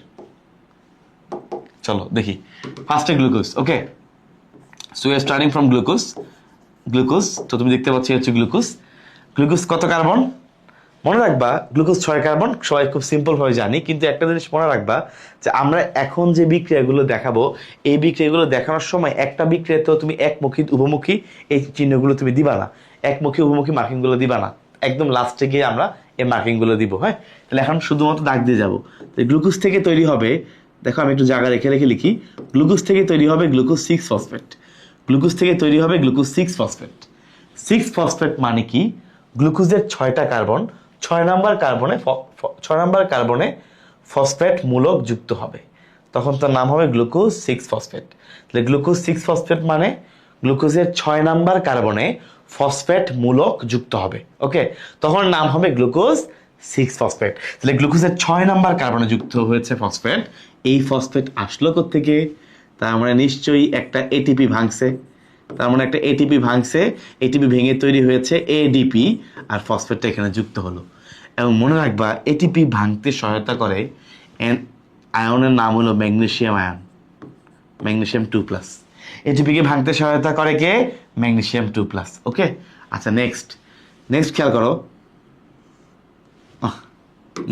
করো, যে গ্লুকোজ 6 ফসফেট। ওকে, আচ্ছা গ্লুকোজ 6 ফসফেট এখন খেয়াল করে দেখো, তোমরা জানো যে গ্লুকোজের একটা পলিমার আছে, গ্লুকোজের একটা আইসোমার আছে, সমাণু আছে, সেটা কোনটা বলো? ভাই গ্লুকোজের সমাণু হলো ফ্রুক্টোজ। তাহলে গ্লুকোজ থেকে তৈরি হবে ফ্রুক্টোজ, কিচ্ছু লাগবে না, কোনো কিছু তোমাকে চিন্তাও করতে হবে না, জাস্ট গ্লুকোজের সমাণু হলো ফ্রুক্টোজ, সো এই জন্য প্যারাহিন। নেক্সট ফ্রুক্টোজ থেকে তৈরি হবে, খেয়াল করো, ফ্রুক্টোজ থেকে তৈরি হবে ফ্রুক্টোজ 1,6 বিসফসফেট। 1,6 বিসফসফেট মানে কি? ফ্রুক্টোজের যে 6টা কার্বন, আগে শুধুমাত্র 6 নাম্বার কার্বনে ফসফেট ছিল, এখন 1 নাম্বার কার্বনে ফসফেট আসবে। আমরা C3 চক্র পড়ার সময় উল্টা পড়ছিলাম। ওকে, এভাবে করে উল্টা পড়ছিলাম, এখন এটা এইভাবে C3 চক্রে আমরা এখান থেকে নিচে গেছিলাম, সামনেও দেখাবো সেম টাইপেরই, যেখান থেকে নিচে নামছিলাম এখন এটা উল্টা। ওকে, তাহলে খেয়াল করো, ফ্রুক্টোজ 6 ফসফেট থেকে ফ্রুক্টোজ 1,6 বিসফসফেট, এটার মানে ফ্রুক্টোজের এই 1 নাম্বার কার্বনেও একটা ফসফেট মূলক যুক্ত হয়েছে। প্রশ্ন হলো এই ফসফেটটা আসলো কোত্থেকে? ফসফেট আসলো এটিপি ভেঙে। তোমরা সবাই জানো যে এটিপি ভাঙলে এডিপি তৈরি হয় আর একটা ফসফেট মুক্ত হয়, ওই ফসফেট এসে যুক্ত হয়েছে 1 নাম্বার কার্বনে। ওকে, তাহলে বলো তো এখানে কোন আয়ন কাজ করবে? এটিপি ভাঙতে কোন আয়ন কাজ করে? এটিপি ভাঙতে কাজ করে ম্যাগনেসিয়াম আয়ন। ওকে, তাহলে আমরা বুঝলাম গ্লুকোজ থেকে গ্লুকোজ 6 ফসফেট নর্মাল, খুব সিম্পল, চিন্তা করো গ্লুকোজ থেকে গ্লুকোজের সাথে ফসফেট যুক্ত হবে, আমি আগে পড়েছি, লাস্ট কার্বনে গিয়ে স্টেবিলিটি বেশি অর্জন করে এবং আগে যুক্ত হবে। তাহলে গ্লুকোজ 6টা কার্বন যেহেতু আছে, 6 নাম্বার কার্বনে গিয়ে ফসফেট যুক্ত হলো। গ্লুকোজ থেকে গ্লুকোজের সমানু ফ্রুক্টোজ থেকে সুন্দর করে ফ্রুক্টোজ 6 ফসফেট থেকে আরেকটা ফসফেট যুক্ত হবে 1 নাম্বার কার্বনে, ফ্রুক্টোজ 1,6 বিসফসফেট। তোমরা C3 চক্রে তোমাদেরকে পড়াইছিলাম, মনে আছে? ফ্রুক্টোজ 1,6 বিসফসফেট এটা তৈরি হয়েছিল কোত্থেকে, মনে আছে? ঠিক সেম, এটা উল্টা। ফ্রুক্টোজকে যদি আমি দুই ভাগে ভাগ করি, খেয়াল করে দেখো, এক পাশে তৈরি হবে 3 ফসফোগ্লিসারালডিহাইড, ওই যে উল্টা, আগে নিচ থেকে উপরে গেছিলাম, এক পাশে তৈরি হবে 3 ফসফোগ্লিসারালডিহাইড, আরেক পাশে ডাইহাইড্রোক্সি এসিটোন 3 ফসফেট। কোনো ঝামেলা নাই, কোনো টেনশন নাই, কারণ অ্যালডিহাইড এবং কিটোন পরস্পরের সমানু। তাহলে এক পাশে 3-ফসফোগ্লিসারালডিহাইড, আরেক পাশে হচ্ছে ডাইহাইড্রোক্সি এসিটোন 3-ফসফেট। ওকে, আচ্ছা ঠিক আছে। এখন এটা বিক্রিয়াটা দেওয়ার একটা সুন্দর সিস্টেম আছে। এই বিক্রিয়া দেওয়ার সিস্টেমটা আমি তোমাকে বলি। আচ্ছা, এই বিক্রিয়াটা সুন্দর করে একটা মার্ক করবে এভাবে, যে এভাবে দাগ দিবা। হ্যাঁ, এটা দাগ দিলে এইভাবে মনে করো, এভাবে দাগ দিলা, দিয়ে তুমি মার্কিং করবে না, একটা দাগ দিবা, দিয়ে এটাই যে দুইটা রূপান্তর সম্ভব। আসলে কিন্তু একই কথাই, ওভাবেই দিলে সেম কথাই। তারপরে তোমাদের বইয়ের মধ্যে এভাবে দিছে, এই জন্য এটা দেওয়া। বাট এভাবে দেওয়াটা কোনো মানে ভুল কিছু না, কারণ ফ্রুক্টোজ হচ্ছে 6 কার্বনের একটা যৌগ। ফ্রুক্টোজ ভেঙে 3 কার্বন হবে, এটাই নর্মাল। ওকে, এক পাশে অ্যালডিহাইড, এক পাশে কিটোন। আচ্ছা ফাইন। ডাইহাইড্রোক্সি এসিটোন, এসিটোন হচ্ছে 3 কার্বনের একটা কিটোন। 3 কার্বনের অ্যালডিহাইড হচ্ছে গ্লিসারলডিহাইড, 3 কার্বনের কিটোন হচ্ছে 3 কার্বনের কিটোন হলো এসিটোন। ওকে ফাইন, ঠিক আছে। নেক্সট খেয়াল করে দেখো, 3-ফসফোগ্লিসারালডিহাইড। ওকে, এখন তাহলে কি হবে খেয়াল করো, এটা হচ্ছে একটা অ্যালডিহাইড। ওকে, 3-ফসফোগ্লিসারালডিহাইড হচ্ছে অ্যালডিহাইড। তোমরা জানো অ্যালডিহাইডকে জারিত করলে পাবা অ্যাসিড। অ্যাসিডের নাম হচ্ছে 1,3-বিস-ফসফো 1,3-বিস-ফসফোগ্লিসারিক অ্যাসিড। কি পাবা? 1,3-বিস-ফসফোগ্লিসারিক অ্যাসিড। খেয়াল করো ভাইয়া, অ্যালডিহাইডকে জারণ করলে তুমি অ্যাসিড পাবা। আমি তোমাকে আগেই বলছিলাম, শুধু জারণ কোনো বিক্রিয়া হয় না, জারণ বিজারণ একসাথে ঘটে। তার মানে এখানে অবশ্যই একটা বিজারণ বিক্রিয়াও ঘটবে। এক্স্যাক্টলি, বিজারণের ফলে হবে কি, এনএডিপি থেকে তৈরি হবে একটা NADH2। তো NADH2 তোমাদের বই সুন্দর করে এভাবে লেখা, NADH এইভাবে লেখা। ওকে, কোনো প্যারা নাই, NADH+H+। এই যে একটা বিজারণ বিক্রিয়াও ঘটলো, আবার জারণ বিক্রিয়াও ঘটলো। কারণ অ্যালডিহাইড থেকে যখন অ্যাসিড হবে, তোমাদেরকে আমি পড়াইছি C3 চক্রের সময়, অ্যাসিডকে জারিত করলে অ্যালডিহাইড, অ্যালডিহাইডকে জারিত করলে অ্যাসিড। তাহলে অ্যালডিহাইড থেকে অ্যাসিড হয়েছে মানে জারণ বিক্রিয়া, তাহলে এই পাশে হবে বিজারণ। দেখছো, হাইড্রোজেন যুক্ত হওয়া কিন্তু বিজারণ বিক্রিয়া হয়ে গেছে। ফাইন, নেক্সট খেয়াল করো, এই 1,3-বিস-ফসফোগ্লিসারিক অ্যাসিড, এখান থেকে একটা ফসফেট আলাদা হবে। ফসফেট যদি বের হয়, তুমি বুঝতেই পারছো, এডিপির সাথে একটা ফসফেট যুক্ত হবে, হয়ে তৈরি করবে এক অণু এটিপি। তাহলে এডিপির সাথে ফসফেট যুক্ত হয়ে কি তৈরি করলো?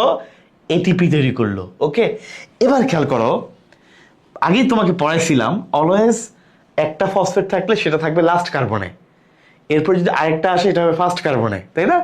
এখানে দুইটা আছে, একটা চলে যাবে। কোনটা চলে যাবে? ফার্স্টটা চলে যাবে। লাস্ট কার্বনেরটা হচ্ছে বলছিলাম বেশি স্টেবল, মনে রাখার জন্য খুব ইজি একটা ওয়ে মনে রাখার জন্য, যে লাস্ট কার্বনে যদি একটা ফসফেট থাকে সে কই থাকবে? লাস্ট কার্বনে। তাহলে এখান থেকে যদি একটা ফসফেট চলে গেছে, তাহলে কি থাকে? 3-ফসফোগ্লিসারিক অ্যাসিড। তাহলে কি থাকে?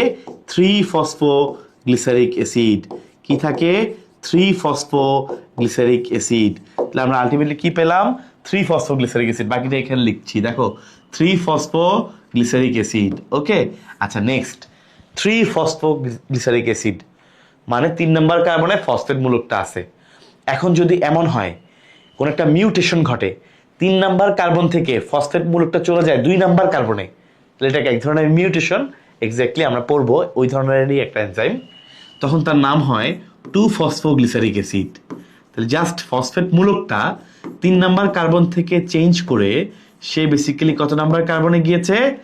2 নাম্বার কার্বনে। এটা কাইন্ড অফ মিউটেশন, মনে রাখতে পারো। ওকে, আচ্ছা মোটামুটি দেখো 2-ফসফোগ্লিসারিক অ্যাসিড হয়ে গেল। নেক্সট, এই 2-ফসফোগ্লিসারিক অ্যাসিড, ইট মিনস আমার যেই ফসফেট মূলকটা কত নম্বরে আছে? 2 নম্বরে আছে।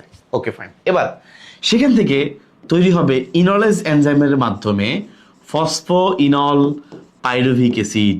কি তৈরি হবে? ফসফোইনল পাইরুভিক অ্যাসিড। তাহলে ইনলেজ এনজাইমের মাধ্যমে তৈরি হবে ফসফোইনল পাইরুভিক অ্যাসিড, এবং একদম লাস্টে এসে এই ফসফেট মূলকটা বের হয়ে যাবে, বুঝতেই পারছো, বের হয়ে এডিপির সাথে ফসফেট যুক্ত হয়ে তৈরি করবে এটিপি। আর আলটিমেটলি ফাইনাল প্রোডাক্ট হচ্ছে এই ধাপে পাইরুভিক অ্যাসিড, 3 কার্বন বিশিষ্ট CH3COCOOH, 3 কার্বন বিশিষ্ট পাইরুভিক অ্যাসিড তৈরি হলো। This is it. ওকে, তাহলে তৈরি হয়ে গেল 3 কার্বন বিশিষ্ট পাইরুভিক অ্যাসিড CH3CO COOH। ঠিক আছে, তাহলে আলহামদুলিল্লাহ আমাদের প্রোডাকশন কমপ্লিট, প্রোডাকশন আলহামদুলিল্লাহ ডান। ওকে, প্রোডাকশন আলহামদুলিল্লাহ শেষ। এবার তাহলে আমরা একটু সুন্দর করে বিক্রিয়াগুলো একটা করে একটু মডিফাই, মানে সুন্দর করে একটু এর একটা বাহ্যিক ভালো একটা রূপ দিব। ফার্স্ট অফ অল মনে রাখবা 1 নাম্বার, 3 নাম্বার আর লাস্ট, এই 3টা বিক্রিয়া হচ্ছে একমুখী। এই যে 1 নাম্বার, 3 নাম্বার আর লাস্টেরটা, এই 3টা বিক্রিয়া হচ্ছে একমুখী। বাকি যত বিক্রিয়া আছে সব হচ্ছে উভমুখী। সিম্পল কথা, কাজ শেষ। ওকে, তাহলে 1 নাম্বার, 3 নাম্বার এবং লাস্টের বিক্রিয়াটা হচ্ছে একমুখী। এটা মনে রাখবা, 1, 3 এবং লাস্ট এই 3টা বিক্রিয়া হচ্ছে একমুখী, আর বাকি সব হচ্ছে উভমুখী। তাহলে বাকিগুলো উভমুখী করে দাও। এই যে বাকিগুলো আমি উভমুখী করে দিলাম, বুঝছো? এই জন্য বলছিলাম যে পরে দিও। এই যে বাকিগুলো আমি উভমুখী করে দিলাম, বাকিগুলো আমি সব উভমুখী করে দিলাম। হ্যাঁ, এই যে বাকিগুলো আমি উভমুখী করে দিলাম। এটা তো লাস্টেরটা শেষ। ঠিক আছে, এই যে আমার অলরেডি উভমুখী করার কাজ শেষ। এবার আমি এনজাইমের নামকরণ করব। মনে রাখবা, সহজ কথা তোমাকে ভাই আগে বলছিলাম, যেখানে এটিপি আছে, কি আছে, যেখানে এটিপি আছে ওই এনজাইমের নাম হবে কাইনেজ। এটা ফিক্সড, একদম মুখস্থ। এটিপি থাকলে একদম তুমি কিছু না পারলেও লিখে দিয়ে যাবে কাইনেজ, কাজ হয়ে যাবে। যেখানে এটিপি ভাঙুক বা তৈরি হোক, যা ইচ্ছে তা হোক, এটিপির কাহিনী থাকলেই এনজাইমের নাম হবে কাইনেজ, একদম ফিক্সড। ওকে, আর যেখানে NADP বা NADH2, এই NADP-র যে কোনো কাহিনী ভাঙুক তৈরি হোক, যা ইচ্ছা তা হোক, NADP রিলেটেড যা ইচ্ছা তা, যে কোনো কিছু আসলেই তুমি একদম চিন্তামুক্ত হবে এনজাইমের নাম লিখবা ডিহাইড্রোজিনেস। ওকে, এর পরে আগে পিছিয়ে কিছু লাগাই দিলে কাজ শেষ আর কি। তারপরে মোটামুটি এই কয়েকটা পারলে ইনশাল্লাহ কাজ হবে। এটিপি কথা বললেই এনজাইমের নাম কি হবে? কাইনেস। ওকে, আর NADPH2 কথা বললে এনজাইমের নাম হবে ডিহাইড্রোজিনেস। হোপফুলি ইনশাল্লাহ পারবা। তাহলে এখন খেয়াল করে দেখো, গ্লুকোজ থেকে glucose 6 phosphate. Okay fine, glucose হচ্ছে 6 কার্বনের একটা যৌগ, এটা আমরা সবাই জানি। তাহলে গ্লুকোজ যদি 6 কার্বনের হয়, বলো তো 6 কার্বনের সাথে এখানে কাইনেজ, এটিপির কাহিনী আছে মানে কাইনেজ, তো এটার নাম হচ্ছে হেক্সাকাইনেস বা হেক্সোকাইনেস। হেক্সোকাইনেস। ওকে, হেক্সা মানে 6 কার্বন, এটার নাম হচ্ছে হেক্সাকাইনেস। কি নাম? হেক্সাকাইনেস। হ্যাঁ, হেক্সোকাইনেস। আশা করি ইনশাল্লাহ পারবা, খুবই ইজি। ওকে, আচ্ছা নেক্সট, ভাইয়া গ্লুকোজ থেকে ফ্রুক্টোজ হয়েছে, তাহলে গ্লুকোজের আইসোমার ফ্রুক্টোজ, আমরা সবাই জানি আইসোমার অর্থ হলো সমাণু। গ্লুকোজের আইসোমার বা সমাণু হইল ফ্রুক্টোজ। এটা কেমিস্ট্রিতে পড়া, এটা আমরা ফিজিক্স, আমি নিজেও কোষ রসায়ন অধ্যায়ে পড়াইছি। এটা আর বলার কিছু নাই, কোষ রসায়ন আমরা আগে পড়ে আসছি, আশা করি সবাই, না পড়লে পড়ে ফেলবো। আমারই ওয়ানশট ক্লাস দেওয়া আছে, সুন্দর সুন্দর ক্লাস দেখবা। গ্লুকোজ এবং ফ্রুক্টোজ পরস্পর সমাণু, 6 কার্বনের যৌগ। তাহলে দেখো, এটা জাস্ট পরস্পর সমাণু মানে আইসোমার, তার মানে এখানে এনজাইমের নাম হলো আইসোমারেজ। তো সবসময় এনজাইমের নামটা হয় আগের যে যৌগটা আছে এটার সাথে মিল রেখে, ফসফো গ্লুকো আইসোমারেজ। খেয়াল করো, ফসফো গ্লুকো আইসোমারেজ, ফসফো গ্লুকো আইসোমারেজ। ওকে, সো এনজাইমের নামটা খেয়াল করো, এনজাইমের নামটা হচ্ছে ফসফো গ্লুকো আইসোমারেজ। খুবই ইজি, খেয়াল করো, এটা পরস্পরের সমাণু, এই জন্য আইসোমার। আর ফসফো, আগেরটা ফসফো গ্লুকোজ আছে, এই জন্য ফসফো গ্লুকো।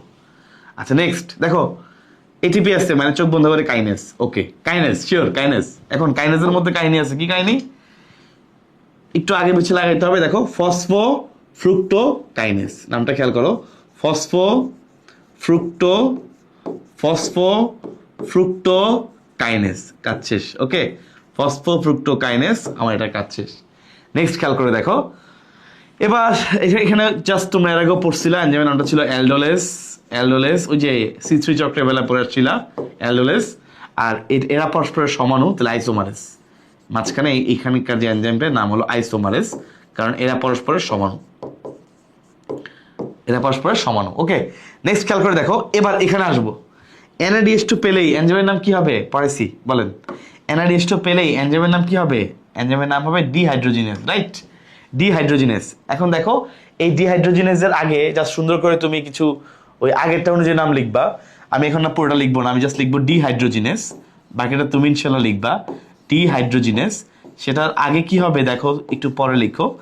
ডিহাইড্রোজিনেসের আগে এই যে উপরের ওয়ার্ডটা ফসফো গ্লিসারাল ডিহাইড, জাস্ট যেই নাম আছে পুরোটা বসাই দিবা, ফসফো গ্লিসারাল ডিহাইড, ডিহাইড্রোজিনেস, শেষ। আবার এখানে এটিপি আছে, তার মানে আবারও কাইনেস, ফসফোগ্লিসারিক অ্যাসিড, জাস্ট আগের উপরে যা আছে তা লাস্টে এখানে লাগাই দিবা, কাইনেস, শেষ। বুঝছো? জাস্ট এটিপি পাইলেই কাইনেস। আচ্ছা, এখানে দেখো বলছিলাম ফসফেট ছিল 3 নম্বরে, ওখান থেকে চেঞ্জ হয়ে ফসফেট কোথায় গিয়েছে 2 নম্বরে। তার মানে এখানে ঘটেছে মিউটেশন, তার মানে এনজাইমের নাম হবে মিউটেজ। ওকে, আচ্ছা নেক্সট কি তৈরি হয়েছে? ইনল। ইনল পাইরুভিক অ্যাসিড, এটা হচ্ছে ইনোলেজ। এখানে পানির কাহিনী দরকার নেই, ইনোলেজ। ওকে, ইনোলেজ। আর লাস্টে আবার এটিপি। আরে yes, pyruvic acid kinase. ATP দেখলেই তো আমরা কাইনেজ দাঁড়াতে পারি, তাহলে পাইরুভিক অ্যাসিড কাইনেজ, কাজ শেষ। এই হচ্ছে টোটাল গ্লাইকোলাইসিস। তাহলে দেখো গ্লাইকোলাইসিস প্রক্রিয়ায় এই যে থ্রি ফসফোগ্লিসারলডিহাইড আমি যে দেখাইছি ঠিক সেম টু সেম, আমি কিন্তু এটার আর কোনো বিক্রিয়া দেখাই নাই। ঠিক সেম ভাবে এখানে যা যা প্রোডাকশন হবে, নেট প্রোডাক্ট, এই যে NADH তৈরি হলো, এটিপি তৈরি হলো, ঠিক সেম এটিপি তৈরি হলো, ঠিক সেম ভাবে এখান থেকেও ঠিক সেম ভাবে এই ধাপগুলা আবারও ঠিক সেম ভাবে হবে। ওকে, তাহলে আমরা একটা ধাপ পড়াইছি, এই তুমি এক বরাবর লিখবা, নিচে এই ধাপটা খালি থাকবে, লাস্টে টান দিয়ে এখানেও লিখবা পাইরুভিক অ্যাসিড। কারণ আলটিমেটলি তাহলে বুঝতে পারছি 6 কার্বনের গ্লুকোজ থেকে 3 কার্বনের 2 অণু পাইরুভিক অ্যাসিড তৈরি হয়। এই যে এখান থেকে 1 অণু তৈরি হলো, তোমাকে প্রমাণ করে দেখাইছি, ঠিক সেম এখান থেকে আরেক অণু পাইরুভিক অ্যাসিড তৈরি হবে। তাহলে 3 3 6 কার্বন মিলে যাবে। ওকে, তাহলে দেখো তো গ্লাইকোলাইসিস শেষে আমরা আলটিমেটলি কি পেলাম, কি হারালাম দেখি আমরা একটু। তাহলে দেখো গ্লাইকোলাইসিস শেষে আমরা আলটিমেটলি কি পেলাম? গ্লাইকোলাইসিস শেষে আমরা আলটিমেটলি কি জিনিস পেলাম? 2 অণু পাইরুভিক অ্যাসিড পেলাম, এটা আমরা শিওর। 1 অণু আমি প্রমাণ করে দেখিয়েছি, আর 1 অণু হচ্ছে ঠিক সেম ওই পাশ থেকে আসবে, 2 অণু পাইরুভিক অ্যাসিড। ওকে, আচ্ছা নেক্সট আমরা একটু দেখি, চলো হিসাব করে দেখি। এই যে দেখো এখানে একটা NADH2 বা NADH+H+, একসাথে NADH2 পড়তে গেলে সুবিধা হয়। এখানে একটা, আবার ওখানে ঠিক সেম একটা হইতো, ডাবল সব ডাবল হিসাব। এটিপি এখানে একটা, ওখানে তাহলে মোট 2টা যেহেতু আছে, ওই পাশের জন্য আরো 2টা হইতো। তাহলে সেই হিসেবে আমরা দেখতে পাচ্ছি 2 অণু NADH+ বা NADH2, এটা হচ্ছে 2 অণু NADH2 বা NADH+H+, আর আমরা দেখতে পাচ্ছি 2 অণু এটিপি তৈরি হয়েছে এক পাশে, ওই পাশে আরো 2 অণু, টোটাল 4 অণু এটিপি তৈরি হয়। আমরা দেখতে পেয়েছি এই জিনিসগুলো তৈরি হয় গ্লাইকোলাইসিস শেষে, এই জিনিসগুলো তৈরি হয়, এই 4টা আইটেম তৈরি হয়। কিন্তু মাথায় রাখতে হবে এখানে কিন্তু খরচও আছে। গ্লাইকোলাইসিস প্রক্রিয়ায় কি খরচ হয় চলো দেখি। এই যে এখানে একটা এটিপি খরচ হয়েছে, এখানে একটা এটিপি খরচ হয়েছে, বা এটিপি ভেঙেছিল, রাইট? তাহলে এখানে আমার গ্লাইকোলাইসিস প্রক্রিয়ায় এটিপি খরচ হয় 2 অণু এটিপি, একদম শুরুতেই 2 অণু এটিপি খরচ হয়ে যায়। তাহলে আমার নেট, মানে একদম নেট প্রোডাক্ট, নেট কত? নেট হচ্ছে আমি দেখতে পাচ্ছি আমার 4টা তৈরি হয়েছে, 2টা বাদ, তাহলে থাকতেছে 2 অণু এটিপি, আর শক্তি হিসেব করলে আর কি শুধুমাত্র 2 অণু NADH+H+। ওকে, এইটা ঠিক আছে।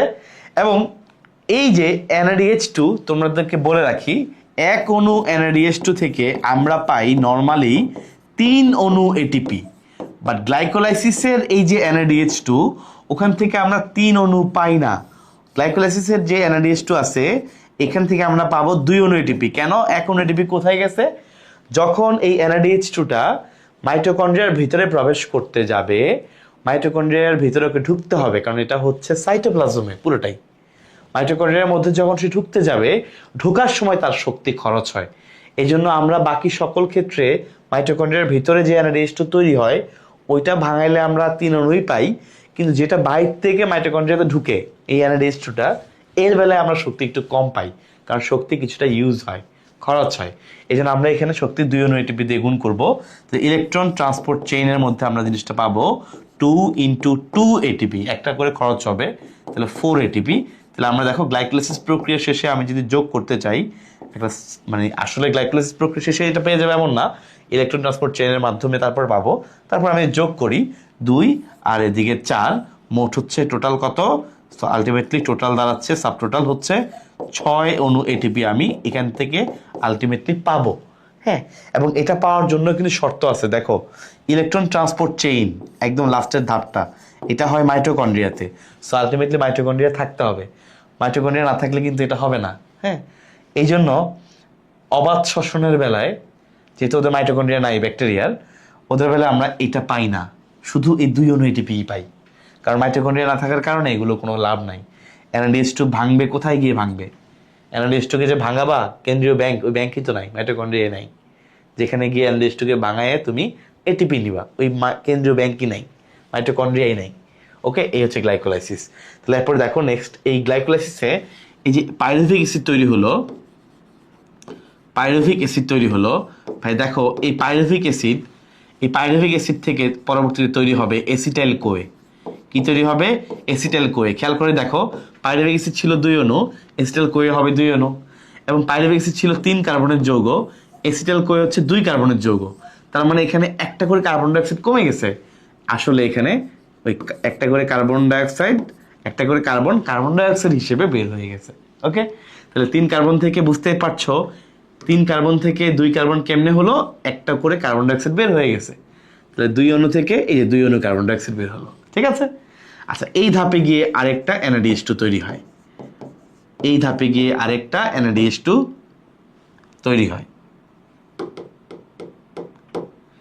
এই ধাপে গিয়ে আরেকটা NADH2 তৈরি হয়। ওকে, সো এটার নামও পড়ার আলাদা করে দরকার নাই, এটাও ডিহাইড্রোজিনেস, তাই না? এটা আমি আলাদা করে কি বলবো বলো? আগেই বলছি, এই জাতীয় কোনো কিছু পাইলে এনজাইমের নাম শিওর, আর কিছু পারো আর না পারো, তুমি এনজাইমের নাম ফিক্সড যে এটা ডিহাইড্রোজিনেস। ওকে, আমরা ধরো কেউ ধরো অন্য কিছু পারে না, কিন্তু সেটা জানে যে এটা ডিহাইড্রোজিনেস, এটা জানলে ইনশাল্লাহ কাজ হয়ে যাবে। সো আলহামদুলিল্লাহ এটা হয়েছে। ঠিক আছে, তাহলে ডিহাইড্রোজিনেস এনজাইমের মাধ্যমে তৈরি হয়ে গেল এসিটাইল কোয়ে। এবার সেই এসিটাইল কোয়ে প্রবেশ করবে কোথায়? এসিটাইল কোয়ে প্রবেশ করবে এই ক্রেবস চক্রে। ওকে, তারপরে এসিটাইল কোয়ে প্রবেশ করবে ক্রেবস চক্র। এরপর থেকে আসলে ক্রেবস সাইকেল শুরু, এরপর থেকে শুরু হবে ক্রেবস চক্র। তাহলে ক্রেবস চক্রটা কি করব দেখো, ক্রেবস চক্র এখানে একটু খেয়াল রাখো, যেহেতু পাইরুভিক অ্যাসিড আছে 2 অণু, 2 অণু এসিটাইল কোয়ে, 2 অণু কার্বন ডাইঅক্সাইড, একেবারে 2 অণু NADH2 তৈরি হবে। ওকে, সবই, কারণ একবারে একটা NADH2, দুইবারে 2টা, সিম্পল। আচ্ছা, এবং ইলেকট্রন ট্রান্সপোর্ট চেনে এখান থেকে তুমি 3 দুগুণা 6টা ATP পাবা, সমস্যা নেই। চলো আমরা এখন পড়বো ইনশাআল্লাহ ক্রেবস চক্র, ভেরি মাচ ইম্পর্টেন্ট, একটা ছন্দ দিয়ে পড়বো। চলো দেখি। ফার্স্ট অফ অল ভাইয়া, তাহলে আমরা দেখতে পাচ্ছি acetyl Koi, right? Acetyl Koi ঢুকছে, এসিটাইল কোয়ে ঢুকছে। আচ্ছা, ঢুকলো, এবং একটা জিনিস মনে রাখবা, পাতার মধ্যে একটা আবাসিক অণু আছে, মানে যেটা পাতার মধ্যে থাকে, এটা হচ্ছে oxaloacetic acid. Oxaloacetic acid কোনটা? অক্সালো অ্যাসিটিক অ্যাসিড, এটা হচ্ছে পাতার আবাসিক অণু, পাতার মধ্যে আছে এটা অলরেডি, বুঝছো? অক্সালো অ্যাসিটিক অ্যাসিড, এটাকে বলা হয় পাতার আবাসিক অণু। অক্সালো অ্যাসিটিক অ্যাসিড, এটাকে বলা হয় পাতার আবাসিক অণু। তাহলে অক্সালো অ্যাসিটিক অ্যাসিড এটাকে বলা হয় কি? পাতার জন্য আবাসিক অণু। এটা মনে রাখবা, হ্যাঁ, উদ্ভিদের ক্ষেত্রে আবাসিক অণু বলা হয় কোনটাকে? অক্সালো অ্যাসিটিক অ্যাসিডকে, খেয়াল রাখতে হবে এটা। আচ্ছা, এবার এর সাথে গিয়ে এই এসিটাইল কোয়ে যুক্ত হবে, হয়ে এখান থেকে কোয়েটা আলাদা হবে। এবার খেলা শুরু, কি তৈরি হবে এটা আমরা এখন সুন্দর একটা ছন্দ দিয়ে পড়বো। ওকে, খেয়াল করো ছন্দটা কি দেখো, একটা মেয়ের নাম, ধরো সুইটি একটা মেয়ের নাম, হ্যাঁ আমি এটা মুছে দিই। দেখো, ধরো সুইটি একটা মেয়ের নাম। এখন একটা প্রেম ঘটিত কাহিনী, ঝামেলাটা আমার লাগছে, এসব কাহিনী আমি যাচ্ছি না। খেয়াল করে দেখো, সুইটিকে আমি মানা করতেছি, সুইটি আইসো না, সুইটি আইসো না, আইসো না। কেন আইসো না? কারণ কারণ অলরেডি তুমি যাকে ভালোবাসো আলিফ, সে এখন আরেকটা মেয়ের মারধর করতেছে। আইসো না, কারণ আলিফ সকিনাকে আল্লাহর কি অবস্থা দেখো, ফুটবল দিয়ে মারছে, সামনে ওয়ার্ল্ড কাপ আছে, ফুটবল দিয়ে মারছে। তাহলে সুইটি আইসো না, আলিফ সকিনাকে ফুটবল দিয়ে মারছে। ওকে, এই ট্রিক্সটা, এটা মনে রাখার টেকনিক, এই টেকনিক অবলম্বন করে আমরা ইনশাআল্লাহ খুব ইজিলি কাজ চালা যেতে পারবো। খেয়াল করে দেখো, সুইটি আইসো না, আলিফ সকিনাকে ফুটবল দিয়ে মারছে। খেয়াল করে দেখো, সুইটি মানে হচ্ছে সাইট্রিক অ্যাসিড। তাহলে ফার্স্ট আমি লিখলাম সাইট্রিক অ্যাসিড, সুইটি মানে সাইট্রিক অ্যাসিড। ওকে, সুইটি সাইট্রিক অ্যাসিড। আচ্ছা, আইসো মানে আইসোসাইট্রিক অ্যাসিড। এরপর হচ্ছে আইসোসাইট্রিক অ্যাসিড, আইসো মানে আইসোসাইট্রিক অ্যাসিড, আইসো মানে আইসোসাইট্রিক অ্যাসিড। তাহলে সুইটি আইসো মানে আইসোসাইট্রিক অ্যাসিড। ওকে, আচ্ছা নেক্সট আলিফ মানে alpha keto glutaric acid, alpha keto glutaric acid, alpha keto glutaric acid, আলিফ দিয়ে মনে রাখবা alpha keto glutaric acid. Okay, next Sakina দিয়ে 2টা, একটা হচ্ছে সাকসিনাইল কোয়ে, একটা হচ্ছে সাকসিনাইল সকিনা, সাকসিনাইল কোয়ে, এত পাওয়া দেখছো দুইটা। আর একটা হচ্ছে সাকসিনিক অ্যাসিড, সাকসিনিক অ্যাসিড। তাহলে সকিনা দিয়ে দুইটা, হ্যাঁ, succinyl CoA, succinic acid. Next football, football দিয়ে হচ্ছে ফিউমারিক অ্যাসিড, ফুটবল দিয়ে হচ্ছে ফিউমারিক অ্যাসিড, ফুটবল দিয়ে হচ্ছে ফিউমারিক অ্যাসিড। লাস্টে কি আছে, মারছে মানে ম্যালিক অ্যাসিড, এরপর হচ্ছে মারছে মানে ম্যালিক অ্যাসিড। এবার ইনশাল্লাহ খেয়াল করো ভাইয়া, এবার আমার সব পুরা ক্রেবস চক্রের সকল বিক্রিয়া আলহামদুলিল্লাহ শেষ, ক্রেবস চক্রের সকল বিক্রিয়া আমার আলহামদুলিল্লাহ শেষ। তোমরা বুঝছো কিনা, সবাই ক্লিয়ার কিনা আমরা বলো, সবাই ক্লিয়ার? Okay fine. এই সাইট্রিক অ্যাসিড থেকে আইসোসাইট্রিক অ্যাসিড, এটা হচ্ছে উপমুখী বিক্রিয়া। এরপর সাকসেনিক অ্যাসিডের পর থেকে যেগুলো আছে, যে এইটা মানে সাকসেনিক সকিনার পর থেকে যারা আছে, হ্যাঁ, এরা উপমুখী বিক্রিয়া। সকিনার পর থেকে যারা আছে এরা উপমুখী বিক্রিয়া। তাহলে বিক্রিয়ার কাজ শেষ। তাহলে সকিনার পর থেকে যারা আছে উপমুখী বিক্রিয়া, আর এখানে যেহেতু সুইটিকে আসতে বলছো, এই সুইটি এবং আইসো সুইটির মাঝখানে এটা হচ্ছে উপমুখী বিক্রিয়া। তাহলে এরা হচ্ছে একমুখী বিক্রিয়া। ওকে, ঠিক আছে, আমার কাজ শেষ। এবার দেখো কোন কোন পয়েন্টে আসলে NADH2 তৈরি হয় আমরা এখন দেখব। মনে রাখবা আলিফ সকিনাকে মারতেছে, তাহলে আসলে আলিফের নিয়ে যত কাহিনী। ওকে, তাহলে আলিফের আগে একটা স্টার্ট দিব, আলিফের পরে একটা স্টার্ট দিব। অর্থাৎ আলিফ তো মারামারি শুরু করছে, দুইটা মেয়ে আর মাঝখানে আলিফ, ত্রিভুজ প্রেমের ঘটনা। তাহলে আলিফের নিয়ে হচ্ছে যত কাহিনী, তাহলে আলিফের আগে পরে আসলে ঝামেলা। তো আলিফের আগে পরে কিরকম ঝামেলা, এখানে আলিফের আগে পরেই এই আলফা কিটো, এর আগে পরেই NADH2 তৈরি হবে। দেখো এই যে এখানে একটা, এর আগে একটা, পরে একটা, আগে স্টার পরে স্টার। ওকে, তাহলে আলিফকে নিয়ে যাবতীয় ঝামেলা। তাহলে এখানে একটা NAD থেকে তৈরি হবে NADH2, বা বইয়ের ভাষায় সুন্দর করে NADH+H+, এটা ঠিক সেমভাবে এখানেও NAD। আবার এখানে এই যে আলিফের আগে পরে একটা দুইটা তৈরি হলো। ওকে, এবং এখানেও একটা কার্বন ডাইঅক্সাইড বাইরে বের হবে, এখানে একটা কার্বন ডাইঅক্সাইড বাইরে উন্মুক্ত হলো। ওকে, তাহলে অলরেডি দুইটা কার্বন ডাইঅক্সাইড বাইরে উন্মুক্ত হয়ে গেল। এখন খেয়াল করে দেখো, এই যে দেখো ফুটবল দিয়ে মারছে ফিউমারিক অ্যাসিড। এই ফিউমারিক অ্যাসিড যখন তৈরি হবে, ফিউমারিক অ্যাসিড তৈরি হওয়ার সময় তৈরি হবে F দিয়ে ফিউমারিক অ্যাসিড, F দিয়ে FADH2, F দিয়ে ফিউমারিক অ্যাসিড, F দিয়ে FADH2। তাহলে ফিউমারিক অ্যাসিড, F দিয়ে ফিউমারিক অ্যাসিড, F দিয়ে FADH2। তাহলে ফিউমারিক অ্যাসিড তৈরির সময় FADH2 তৈরি হবে, আর লাস্টের এই ধাপে গিয়ে তৈরি হবে আরেকটা NADH2, এই ধাপে গিয়ে তৈরি হবে আরেকটা NADH2।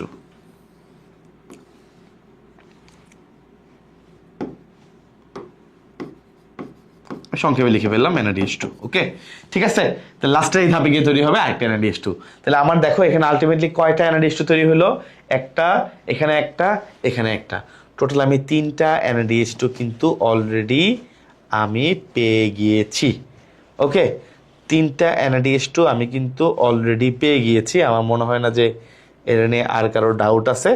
আমরা ইনশাল্লাহ একদমই লাস্টের দিকে চলে আসছি। দেখো, আর একদমই লাস্টে এখানে একটা বিষয়, এখনো ATP তৈরি হয়। এই যে সকিনা দুই সকিনা মানে সাকসিনাল কোয়ে সাকসিনিক অ্যাসিড, এর মাঝখানে একটা এখনো ATP তৈরি হয়।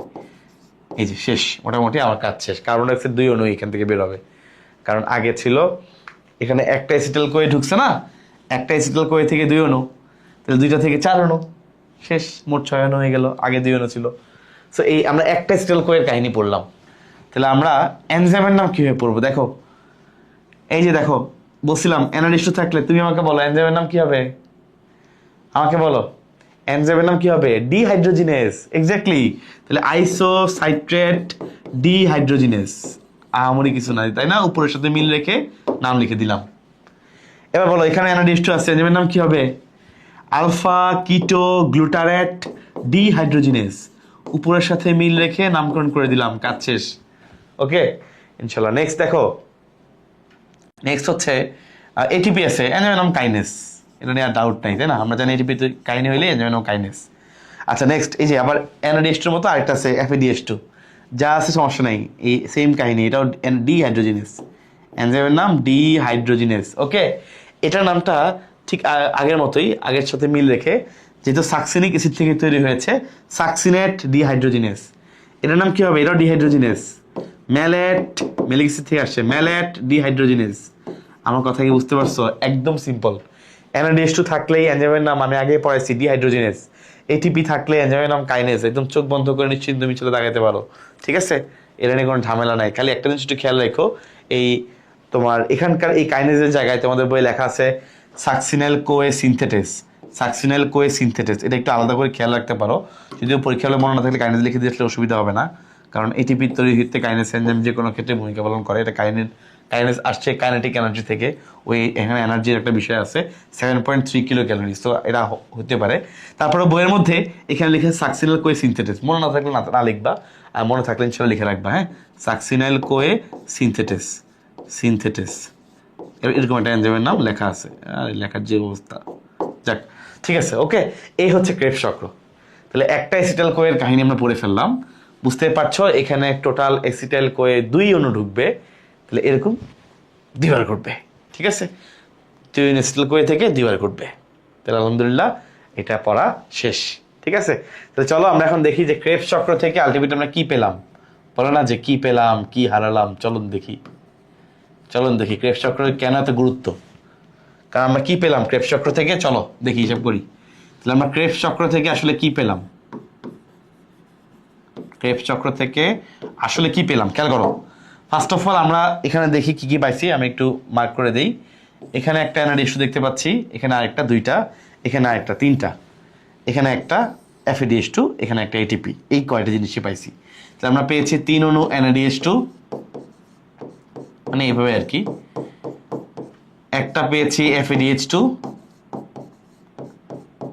আমি যা লিখছি সব কিন্তু ভুল, আগে বলে দিলাম, কেউ লিখলে লিখতে পারো, সমস্যা নেই। কেন ভুল? কারণ আমাদের হিসেবে আমি বলতেছি কাহিনী আছে, বিশাল কাহিনী। দেখো নেক্সট, আর তৈরি হচ্ছে এক অণু ATP। আচ্ছা, এই যে কথাটা লিখছি এটা কি সত্য? ক্রেবস চক্র থেকে কি টোটালি আমরা এটা পাই? না ভাইয়া, এইটা পাই আমরা এক অণু অ্যাসিটাইল কোয়ে থেকে। কিন্তু আমরা জানি আমাদের অ্যাসিটাইল কোয়ে আছে কয় অণু? 2 অণু, তাই না? তাহলে 2 অণু থেকে আসলে আমরা কত পাবো? তাহলে 2 অণু অ্যাসিটাইল কোয়ে থেকে, মানে টোটালি একটা ক্রেবস চক্র বলতে আমরা যা বুঝি, আসলে ক্রেবস চক্র থেকে আমরা কি কি পাই দেখো। ক্রেবস চক্র থেকে আমরা পাই 6 অণু NADH2, কারণ একবার 3 অণু, পরের বার 3 অণু। আমি সরাসরি NADH2 আকারে লিখলাম আর কি, তুমি চাইলে পরীক্ষা খাতা সুন্দর করে লিখো। 2 অণু FADH2, 2 অণু ATP। ওকে, ইলেকট্রন ট্রান্সপোর্ট চেইনে যখন যাবে মাইটোকন্ড্রিয়ার ভিতরে, ইলেকট্রন ট্রান্সপোর্ট চেইনে মাইটোকন্ড্রিয়াতে, এটাও ইলেকট্রন ট্রান্সপোর্ট চেইন, এটাও মাইটোকন্ড্রিয়াতেই হয়। এর মধ্যে গিয়ে এই বড় বড় টুকরাগুলো ভাঙবে, তোমরা জানো টুকরাগুলা, ওই যে বড় বড় নোটগুলো ছোট ছোট কয়েন আকারে বের হবে। 6 অণু NADH2 থেকে, এক অণু NADH2 থেকে আমরা পাই কত? এক অণু NADH2 থেকে পাই 3 অণু ATP, আর এক অণু FADH2 থেকে আমরা পাই 2 অণু ATP। ওকে, তাহলে 3 6 18টা ATP পাবো আলটিমেটলি ব্যাংকের কাছ থেকে প্রসেসিং হওয়ার পরে। এখান থেকে 2 2 গুণা 4 অণু ATP প্রসেসিং হওয়ার পরে, এখানে তো যা আছে তাই, 2 অণু ATP ছিল, 2 আছে। তাহলে আলটিমেট টোটাল কত হলো? 18 2 20, 20 4 24 অণু ATP। এই হচ্ছে ক্রেবস চক্রের ATPর হিসাব। 24 অণু ATP আলহামদুলিল্লাহ পাইছি আমরা ক্রেবস চক্রে। সবচেয়ে বেশি এনার্জি প্রোডাকশন হয় কোথায়? ক্রেবস চক্রে। ওকে, এবং এই জন্যই কিন্তু এই শ্বসনের, সবাত শ্বসনের একটা গুরুত্বপূর্ণ রোল প্লে করে এই ক্রেবস চক্র। ওকে, তাহলে খেয়াল করো এখানে 24 অণু ATP। এর আগে এই যে এটা একটু বলে দিই, এই যে যখন অ্যাসিটাইল কোয়ে তৈরি হয়েছে, অ্যাসিটাইল কোয়ে তৈরি হওয়ার সময় এই যে এখানে NADH2 তৈরি হয়েছিল টোটাল 2 অণু। 2 অণু NADH2 থেকে ইলেকট্রন ট্রান্সপোর্ট চেইনে মেশিনের মধ্যে ঢুকে 2 × 3, মানে মোট 6 অণু ATP আমরা পাই। তাহলে অ্যাসিটাইল কোয়ে তৈরি হওয়ার সময় 6 অণু ATP পাই। ওকে, নেক্সট খেয়াল করো, তাহলে আমরা গ্লাইকোলাইসিসের শেষে, যে গ্লাইকোলাইসিসের ফলে আলটিমেটলি পাইছিলাম 6 অণু, তাহলে 24 আর 6 30, আর এখানে পাইলাম 6 অণু, তাহলে মোট হলো 36। এই হচ্ছে সবাত শ্বসনের টোটাল ATPর হিসাব। ওকে, তাহলে সবাত শ্বসনের টোটাল ATPর হিসাব আলহামদুলিল্লাহ শেষ। এই হচ্ছে টোটাল 6 6 24, টোটাল 36 অণু ATP। এই হচ্ছে সবাত শ্বসন। লাস্ট বিক্রিয়াটা একটু লিখে দেই, এই বিক্রিয়া আলটিমেটলি কি হচ্ছে, গ্লুকোজ ভাঙবে C6H12O6, অক্সিজেন দ্বারা জারিত হয়ে বিভিন্ন এনজাইম কোএনজাইমের উপস্থিতিতে আমরা অনেকগুলো এনজাইম পড়েছি, যদিও খুবই সহজ। এটিপি থাকলে কাইনেজ, NADH2 থাকলে ডিহাইড্রোজেনেজ, বিভিন্ন এনজাইম কোএনজাইমের উপস্থিতিতে তৈরি করে কার্বন ডাই অক্সাইড এবং পানি, সাথে এনার্জি 36 ATP।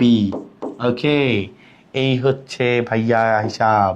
তাহলে খেয়াল করেন, 6 আছে, 6 অণু কার্বন ডাই অক্সাইড, 6 অণুই পানি, আই থিঙ্ক, হ্যাঁ H2। ওকে, এই হচ্ছে হিসেব। ওকে, 6 অণু কার্বন ডাই অক্সাইড, 6 অণু পানি। So it is this end of respiration, aerobic respiration। ওকে, আচ্ছা এটা একটু আমি চেক করে নিলাম, এখানে একটু কাহিনী আছে, তোমরা এই কাহিনীটার জন্য আমি চেক করে নিলাম, এটা একটু ঠিক করে নিও। কাহিনীটা হচ্ছে কি, এখানে ওরা পানি দেয়, বুঝছো, যে কোনো বিক্রিয়া আসলে পানি লাগে, তো এখানেও পানি লাগবে। 6 অণু পানি অ্যাড করলাম, কারণ পানি লাগে এই ধরনের বিক্রিয়াতে, বিভিন্ন এনজাইমগুলো পানিতে দ্রবণীয়, বুঝছো, সো আলটিমেটলি পানি লাগবেই, কারণ এই এনজাইমগুলো পানিতে দিতেই হয়, সব কটা এনজাইম পানিতে দ্রবণীয়, সেখানে আগে থেকে পানি অ্যাডিং করতে হয়, পানি অ্যাড হয়ে বিক্রিয়াটা হয়। সো টোটালে গিয়ে পানিটা আবার মোটামুটি থেকে যায়, টোটালে গিয়ে হচ্ছে এখানে 6 আর 6 12 অণু পানি, এটা একটু খেয়াল রাখবা আর কি। হ্যাঁ, তাহলে ইনশাল্লাহ হইলো। এই যে 12 অণু পানি, খেয়াল করবা কেন পানিটা দেয়, এটা কিন্তু অনর্থক না। এই যে এনজাইমগুলো মনে রাখবা, গ্লাইকোলাইসিসে যতগুলো এনজাইম আছে, বুঝছো, সবগুলো পানিতে দ্রবণীয়, সো আলটিমেটলি পানিকে কাজে লাগাই বিক্রিয়াটা, এনজাইমগুলোর গতিশীলতা আলহামদুলিল্লাহ ভালো মতো অ্যাক্টিভলি করা যায়। সো আলটিমেটলি সব কিছু মিলে এই হচ্ছে বিক্রিয়া। 6 অণু পানি অ্যাডিং করবা, 12 অণু পানি, আলটিমেটলি 6 12 দিলে তো মিলে গেল হিসাব, শেষ। ওকে, তাহলে সবাদ শোষণ আলহামদুলিল্লাহ শেষ। এখন আমরা অবাধ শোষণ পড়বো, আর একই সাথে অবাধ শোষণের গুরুত্ব সহ পড়বো। আচ্ছা, স্লাইডের মধ্যে আমার একটু শ্বসনের স্লাইডটা কই গেল,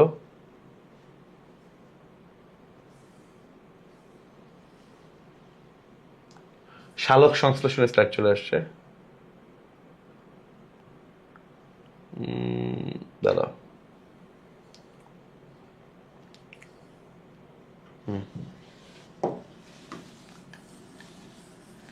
ওকে, খেয়াল করে দেখো, আমরা এখন ইনশাল্লাহ তাহলে পড়বো অবাধ শোষণ। ওকে, অবাধ শোষণ পড়বো এবং একই সাথে অবাধ শোষণের গুরুত্ব পড়ে ফেলবো, তাহলে আমাদের কাজ শেষ হয়ে যাবে। এই অবাধ শোষণে তোমাকে বলছিলাম যে নর্মালি ফার্স্টের ধাপটা কমন, যে গ্লাইকোলাইসিস হয়, ঠিক আছে, ফাইন, গ্লাইকোলাইসিস হয় এবং গ্লাইকোলাইসিসের ফলে পরবর্তীতে পাইরুভিক অ্যাসিড তৈরি হয়, এবং এই পাইরুভিক অ্যাসিডের অসম্পূর্ণ জারণ হয়, পাইরুভিক অ্যাসিডের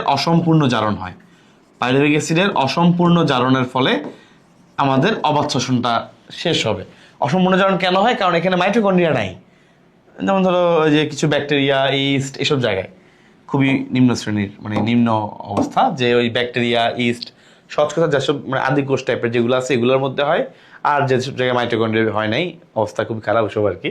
তো মাইটোকন্ড্রিয়া না থাকার কারণে অক্সিজেনটাকে ইউটিলাইজ করতে পারে না, অক্সিজেন দিয়ে বিক্রিয়া করাতে পারে না, কারণ অক্সিজেন দিয়ে বিক্রিয়া করানোর জন্য মাইটোকন্ড্রিয়ার মধ্যে অক্সিজোম আছে, এটা নাই।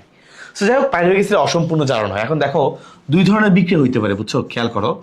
ফার্স্ট অফ অল, এখানে প্রথম ধাপে দেখো পাইরুভিক অ্যাসিড হচ্ছে 3 কার্বনের, রাইট, 3 কার্বনের।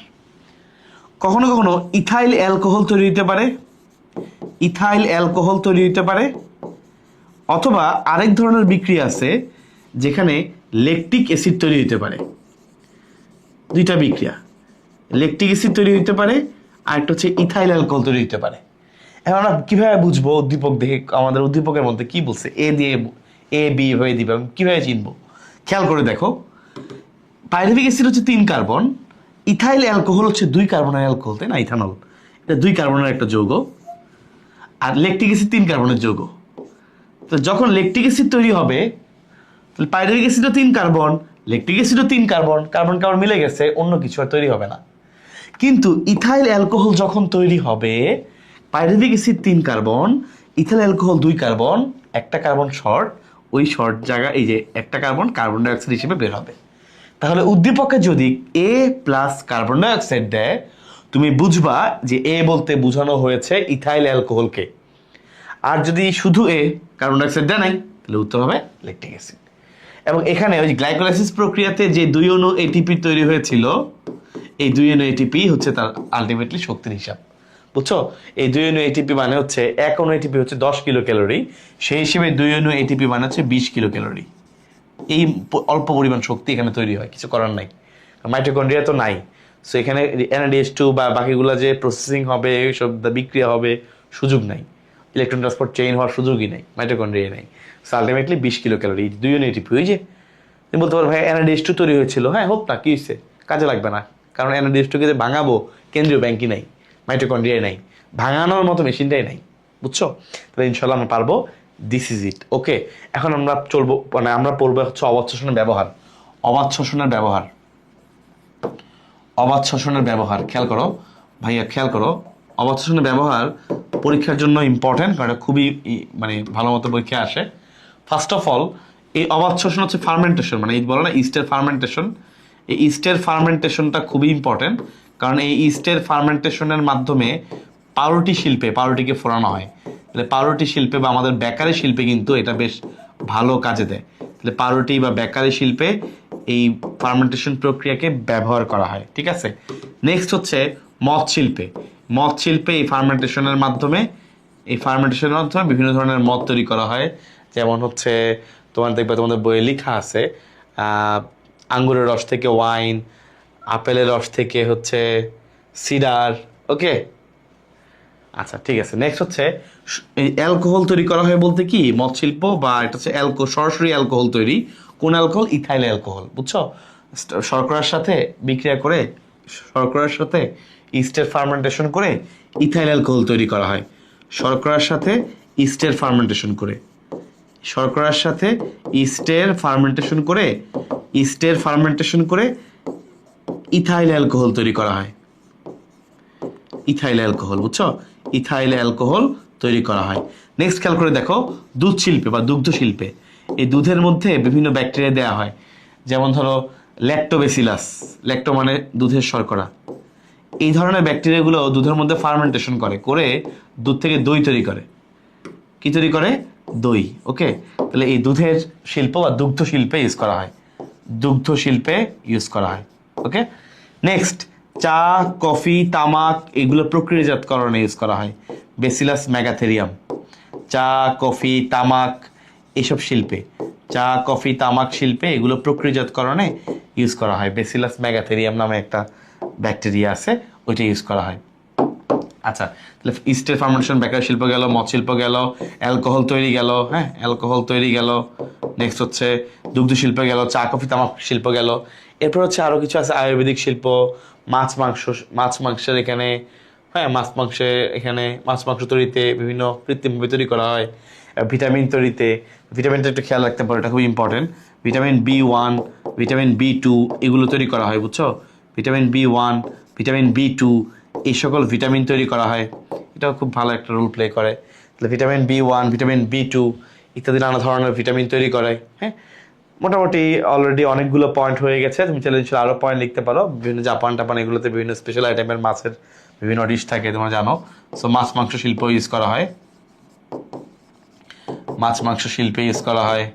ঠিক আছে, আমার মনে হয় অলরেডি আলহামদুলিল্লাহ আমরা অনেকগুলো পয়েন্ট লিখছি, ইনশাল্লাহ আমরা পারবো। কারণ একদম কিছু পয়েন্ট যদি মুখস্থ না করে যাও পরীক্ষাটা লিখতে পারবে না, এটা হয়, তোমার একা হয় না, সব অনেকের ক্ষেত্রে হয়। তখন দেখবো খালি পাউরুটি কথা মনে আছে, আর কিছু মনে নেই। ঠিক আছে, তো এই জন্য এটা একটু খেয়াল রাখতে হবে। আচ্ছা, ভিনেগার উৎপাদন, আচ্ছা কোমল পানীয়, একটা ভিনেগার উৎপাদন, ভিনেগার অ্যাসিটিক অ্যাসিড, ভিনেগার উৎপাদন। আর এটা হচ্ছে কোমল পানি, যে সাইট্রিক অ্যাসিড, এটাও তৈরি করা হয় অবাধ শোষণের মাধ্যমে। কোমল পানীয়, আমরা ড্রিঙ্কস খাই যে বিভিন্ন, এই যে বিভিন্ন ড্রিঙ্কসের কোমল পানীয়তে যে সাইট্রিক অ্যাসিড ইউজ করা হয়, এই সাইট্রিক অ্যাসিড কিন্তু আলটিমেটলি এই অবাধ শোষণের মাধ্যমেই তৈরি করা হয়। তাহলে আলহামদুলিল্লাহ এখানে আমাদের 9টা পয়েন্ট গেল, আমরা আশা করি সবাই ইনশাল্লাহ পারবো। ঠিক আছে, তাহলে আমাদের অবাধ শোষণের ব্যবহার আলহামদুলিল্লাহ ডান। তাহলে অবাধ শোষণের ব্যবহার আলহামদুলিল্লাহ ডান, আশা করি সবাই পারবো। তাহলে শোষণের যা যা আছে আলহামদুলিল্লাহ আমরা শেষ করলাম। ওকে, এখন দেখো, যদি পরীক্ষায় সালোক সংশ্লেষণ এবং শোষণের পার্থক্য আসে, তুমি মানে এটা যদি না পারো, বলার কিছু নেই, সব এটুজের পড়ানো শেষ। এবার তুমি চিন্তা ভাবনা উত্তর করবা। খেয়াল করো, সালোক সংশ্লেষণ কোথায় হয় বলো? সালোক সংশ্লেষণ কোথায় হয়? সালোকের আর শোষণের পার্থক্য খেয়াল করো। সালোক সংশ্লেষণ কোথায় হয়? ক্লোরোপ্লাস্টে হয়। আর শোষণ কোথায় হয়? শোষণ হচ্ছে সাইটোপ্লাজম এবং মাইটোকন্ড্রিয়াতে হয়, তাই না? আচ্ছা নেক্সট নেক্সট, তাহলে ফার্স্ট হচ্ছে প্লেস, কোথায় হয়? ফার্স্ট হচ্ছে প্লেস, কোথায় হয়? এটা হচ্ছে ক্লোরোপ্লাস্টে হয়, এটা মাইটোকন্ড্রিয়া এবং সাইটোপ্লাজমের মধ্যে হয়। সালোক সংশ্লেষণে কি হয় বলো? সালোক সংশ্লেষণে খাদ্য তৈরি হয়, খাদ্য তৈরি হয়, তাই না? শর্করা তৈরি হয়। আর এখানে হচ্ছে শক্তি তৈরি হয়, শক্তি তৈরি হয়, তাই না? সালোক সংশ্লেষণে অক্সিজেন উৎপন্ন হয়, আমরা জানি অক্সিজেন উৎপন্ন হয়। আর এখানে অক্সিজেন কাজে লাগে, এখানে অক্সিজেন ইউজ হয়, অক্সিজেনকে কাজে লাগিয়ে বিক্রিয়াটা করানো হয়, ঠিক কি না? আচ্ছা নেক্সট হচ্ছে সালোক সংশ্লেষণে আলোর প্রত্যক্ষ প্রয়োজন, আলোর প্রয়োজনীয়তা আছে, কারণ আলোক নির্ভর পর্যায় বলে একটা পর্যায়ে আছে। আর এখানে এগুলোর কোনো কাজ নাই। ওকে, এরপরে ধরো অলরেডি অনেকগুলো পার্থক্য হয়েছে, আরও কিছু পার্থক্য তুমি এই যে ফটো রেসপিরেশনের সম্পর্ক আছে, ফটো রেসপিরেশনের সম্পর্ক নাই, যদিও ঘুরে ফিরে কাহিনী মোটামুটি কাছাকাছি হয়ে গেছে আসলে, আর এর চেয়ে বেশি লাগে না, বুঝছো? এর চেয়ে বেশি লাগে না, এর চেয়ে বেশি তোমাদের বইয়ের মধ্যেও তেমন একটা আলোচনা নাই, তো এটা ইনশাল্লাহ পারবা। আর লাস্টে তুমি মেনলি এই পয়েন্টগুলোর পাশাপাশি এবার তুমি টুকটাক করে যে রুবিস্কি এনজাইম আনতে পারো, যেখানে রুবিস্কি এনজাইম এখানে রুবিক C3 চক্রে রুবিস্কি এনজাইম লাগে, বা একাধিক মেসোফিল কোষ বার্নাসিড কোষ, দুই ধরনের কোষ হইতে পারে, এই হইতে পারে সে হইতে পারে, এগুলো এখানে হয় না, এগুলো লিখতে পারো। এরপরে এই যে অবাধ শ্বসনের মাধ্যমে পাউরুটি, এই যে ফার্মেন্টেশন প্রক্রিয়াতে এই পাউরুটি শিল্পে কাজে লাগানো হয়, এসব লাগানো হয় না, মানে পয়েন্ট শেষ করা যাবে না ভাই, যা যা পয়েন্ট লিখছো না শ্বসনের, অবশেষণের গুরুত্ব, সবশেষণের গুরুত্ব, ওগুলো এনে যাবে এখানে, এগুলো বাদ যাবে, ঠিক আছে? সালোক সংশ্লেষণ সবচেয়ে ভালো হয়, মনে রাখবা, শালক, শালক লতে লাল, লাল আলোতে সালোক সংশ্লেষণ সবচেয়ে ভালো হয়। শ্বসন ভালো হয়, কোনো ফিক্সড কোনো আলো নাই, আলোর সম্পর্ক নাই। কিন্তু আরেকটা টপিক আছে, আমরা এটা পড়বো, এটা পড়লে ছিল আমাদের ক্লাস শেষ, সেটা হচ্ছে প্রশোধন। প্রশোধন পড়লে ছিল আমাদের মোটামুটি শেষ হয়ে যাবে। প্রশোধন হচ্ছে আমাদের আজকে লাস্ট টপিক। এই প্রশোধনের আধুনিক মতবাদটা আমরা ছিল পড়বো। খেয়াল করে দেখো, প্রশোধন এটা সবচেয়ে ভালো হয় নীল আলোতে। প্রশোধন মানে তোমরা সবাই জানো, প্রশোধন মানে হচ্ছে সহজ কথায় নীল আলোতে এটা ভালো হয়, মনে রাখবা, হ্যাঁ, এমসিকিউর জন্য ইম্পর্টেন্ট। অতিরিক্ত পানি বাষ্প আকারে যে বের করে দেয়, ওকে, অতিরিক্ত পানি উদ্ভিদ বাষ্প আকারে তার পত্ররন্ধ্র দিয়ে বের করে দেয়, পত্ররন্ধ্র দিয়ে বের করে দেয়, এটাকে বলা হয় প্রশোধন। ওকে, আচ্ছা খেয়াল করে দেখো ভাইয়া, ফার্স্ট অফ অল খেয়াল করে দেখো, ধরো এই হচ্ছে পত্ররন্ধ্র, এই হচ্ছে পাতার ছিদ্র, এই পত্ররন্ধ্রকে ঘিরে দুটা কোষ থাকে, আমরা জানি এই কোষগুলোকে বলি আমরা রক্ষী কোষ। এবং মনে রাখবা, একমাত্র রক্ষী কোষই কিন্তু খাদ্য তৈরি করে, কারণ এদের মধ্যে ক্লোরোপ্লাস্ট থাকে। ওকে, আচ্ছা নেক্সট খেয়াল করে দেখো, এই রক্ষী কোষকে ঘিরে চারপাশে যে কোষগুলো থাকে আমরা এদেরকে বলি সহকারী কোষ। আমরা এদেরকে কি বলি? সহকারী কোষ। এগুলো আসলে জাস্ট সহকারী সাপ্লায়ার হিসেবে, হেল্পার হিসেবে থাকে, আর আমারই কাজে নাই। এখন রক্ষী কোষের বেলায় মনে রাখবা, দেখো আমি আলাদা করে তোমাকে মার্ক করে দিচ্ছি, এই ভিতরের দিকে যে প্রাচীরটা, এখানে মাইক্রোফাইব্রিল থাকে, তন্তু থাকে। এই তন্তু থাকার কারণে ভিতরের প্রাচীরটা অনেক বেশি পুরু হয়, ভিতরের প্রাচীরটা অনেক বেশি পুরু বা অনেক বেশি মোটা হয়, মনে রাখবা। তাহলে তন্তু থাকার কারণে ভিতরের প্রাচীরটা অনেক বেশি পুরু, অনেক বেশি মোটা হয়। ওকে, আচ্ছা এখন দেখো, কোনো কারণে যদি মনে করো ভিতরের অংশটা, এই কোষটা ফুলার জন্য চেষ্টা করে, এই কোষটা যদি চায়, এই কোষটা যদি বড় হইতে চায়, এই কোষটা যদি সাইজে বড় হইতে চায়, সে এই পিঙ্ক কালারের যে দিকটা আছে, এই দিক বরাবর কি বড় হইতে পারবে? পারবে না, কারণ এই বরাবরটা মোটা, শক্ত। শক্ত জিনিসটা ধাক্কায় মোটা করা কিন্তু ইজি না, বড় করা ইজি না, তাই না? ভারী জিনিসটা সরানো কঠিন। যেহেতু ভারী জিনিসটা সরানো কঠিন, এই জন্য সে এই বরাবর ঠেলবে, এই বরাবর ধাক্কাবে। তাহলে ফুল বেগুন দিকে এই বরাবর, আবার এই কোষটা ফুল বেগুন দিকে এই বরাবর, কারণ ভারী পাশে, মোটা পাশে ফুলাটা কঠিন, মোটা পাশে ধাক্কা দেওয়াটা কঠিন। ওকে, তাহলে ফুলবে হচ্ছে এই জন্যই বরাবর, এই জন্যই বরাবর, ঠিক আছে? আচ্ছা তাহলে খেয়াল করে দেখো এবার, এটা যদি ইনশাল্লাহ মনে থাকে তাহলে ইজিলি মনে থাকবে। আমি এবার এটা একটু ছবিতে দেখাই দিই। এই যে এটা বড় হবে এই বরাবর, এই কোষটা ফুলবে এই বরাবর। ওকে, আবার সংকুচিত হইলে এমনি চেপে যাবে। আচ্ছা তাহলে এবার খেয়াল করো, তাহলে এটা হচ্ছে আধুনিক মতবাদ, আমরা এখন পড়বো আধুনিক মতবাদ। যে প্রশোধনে আধুনিক মতবাদটা কি? আধুনিক মতবাদ হচ্ছে, মনে রাখবা, পটাশিয়ামের সাথে সংশ্লিষ্ট, পটাশিয়ামের সাথে সংশ্লিষ্ট। কিরকম দেখো, খেয়াল করে দেখো, ধরো পটাশিয়াম ভিতরে প্রবেশ করে কোনো কারণে, কারণগুলো আমরা পড়বো একটু পরে, আগে খেয়াল করো, উপরে 2 লাইন খালি রাখবা। ধরো পটাশিয়াম ভিতরে প্রবেশ করে, কার ভিতরে? রক্ষী কোষের ভিতরে।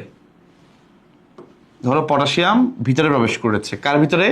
ধরো পটাশিয়াম রক্ষী কোষের ভিতরে প্রবেশ করে, কেন প্রবেশ করবে? এটা তো নিশ্চয়ই কারণ আছে। এটা হচ্ছে নির্দিষ্ট কিছু কারণ আছে, যেটা কারণে আমি বলবো। এই নির্দিষ্ট দুইটা কারণে পটাশিয়াম ভিতরে প্রবেশ করলো।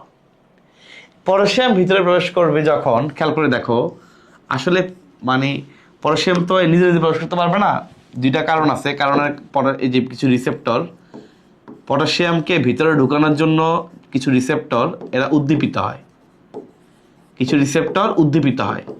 এই রিসেপ্টরগুলো যখন উদ্দীপিত হয় তখন পটাশিয়াম ভিতরে প্রবেশ করবে। নিচের দিকে লিখি,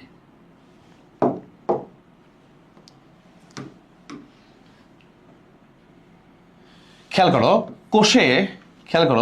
কোষে যদি ধরো রক্ষী কোষে কার্বন ডাইঅক্সাইডের অভাব দেখা দিছে, কার্বন ডাইঅক্সাইডের অভাব দেখা দিলে এখানে এই রিসেপ্টরগুলো উদ্দীপিত হয় এবং পটাশিয়াম রক্ষী কোষের ভিতরে প্রবেশ করা শুরু করে।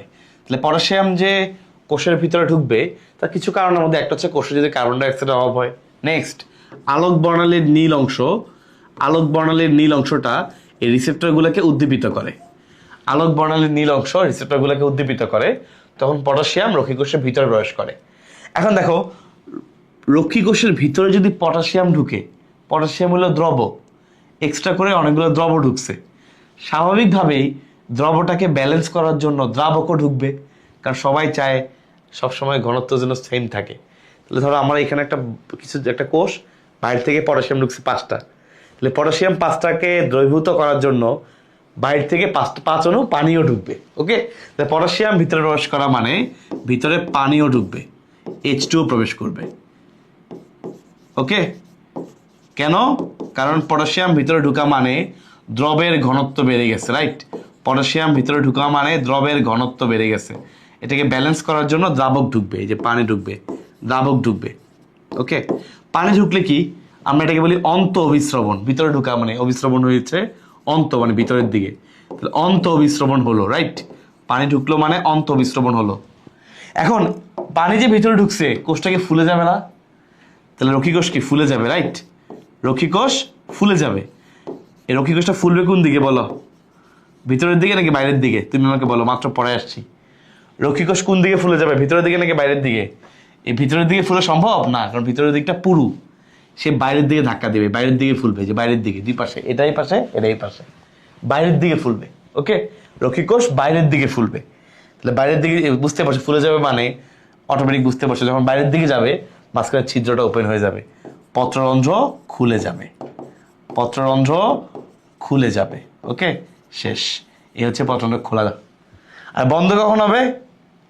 বন্ধ হচ্ছে তোমার ধরো যদি কোনো কারণে আলোর অভাব থাকে, ধরো আলো নাই অথবা পানির অভাবে মেসোফিল কোষে মনে করো একটা বিশেষ ধরনের অ্যাসিড তৈরি হয়, নাম হলো অ্যাবসিসিক অ্যাসিড। পানির অভাবে এই অ্যাসিডটা তৈরি হয়, বুঝছো? মেসোফিল কোষে পানি যখন থাকে না, পানির অভাবে এই অ্যাবসিসিক অ্যাসিড তৈরি হয়। এই যে ঘটনাগুলা, যদি এই ঘটনাগুলো ঘটে তখন হচ্ছে উল্টা, তখন হচ্ছে পটাশিয়াম কোষ থেকে বের হয়, পটাশিয়াম রক্ষী কোষ থেকে বাইরে বের হয়। পটাশিয়াম বের হইলে ওর সাথে তাল পাকে পানিও বের হয়, তাই না? ওই যে পটাশিয়াম 5টা বেরিয়েছে, ভিতরে তো পানি অলরেডি 5টা দিলে এক্সট্রা, ওরা কি করবে? পটাশিয়াম তো বেড়েই গেছে ব্যালেন্স করার জন্য বাইরে। তো পানি বের হলে কি ফুলবে নাকি সংকুচিত হবে? ফুলে যাবে বলতে আসলে স্ফীত হবে, বুঝছো?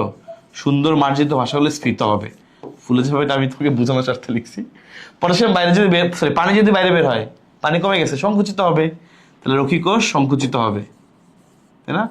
রক্ষী কোষগুলো এখন সংকুচিত হবে, পানি হারায় এগুলো চিপে যাবে, একদম ওই যে চাপলে এই একদম চিপে গেছে, শুকায় গেছে, সংকুচিত হবে। তখন পত্ররন্ধ্র কাছাকাছি এই যে এসে দুইটা কোষ রক্ষী কোষ কাছাকাছি চিপে চিপে সামনে চলে আসলো, কাছাকাছি চলে আসলো, ফলে পত্ররন্ধ্র বন্ধ হয়ে যায়, শেষ। এটাই হচ্ছে আধুনিক মতবাদ, তাহলে আলহামদুলিল্লাহ আমাদের এটাও শেষ।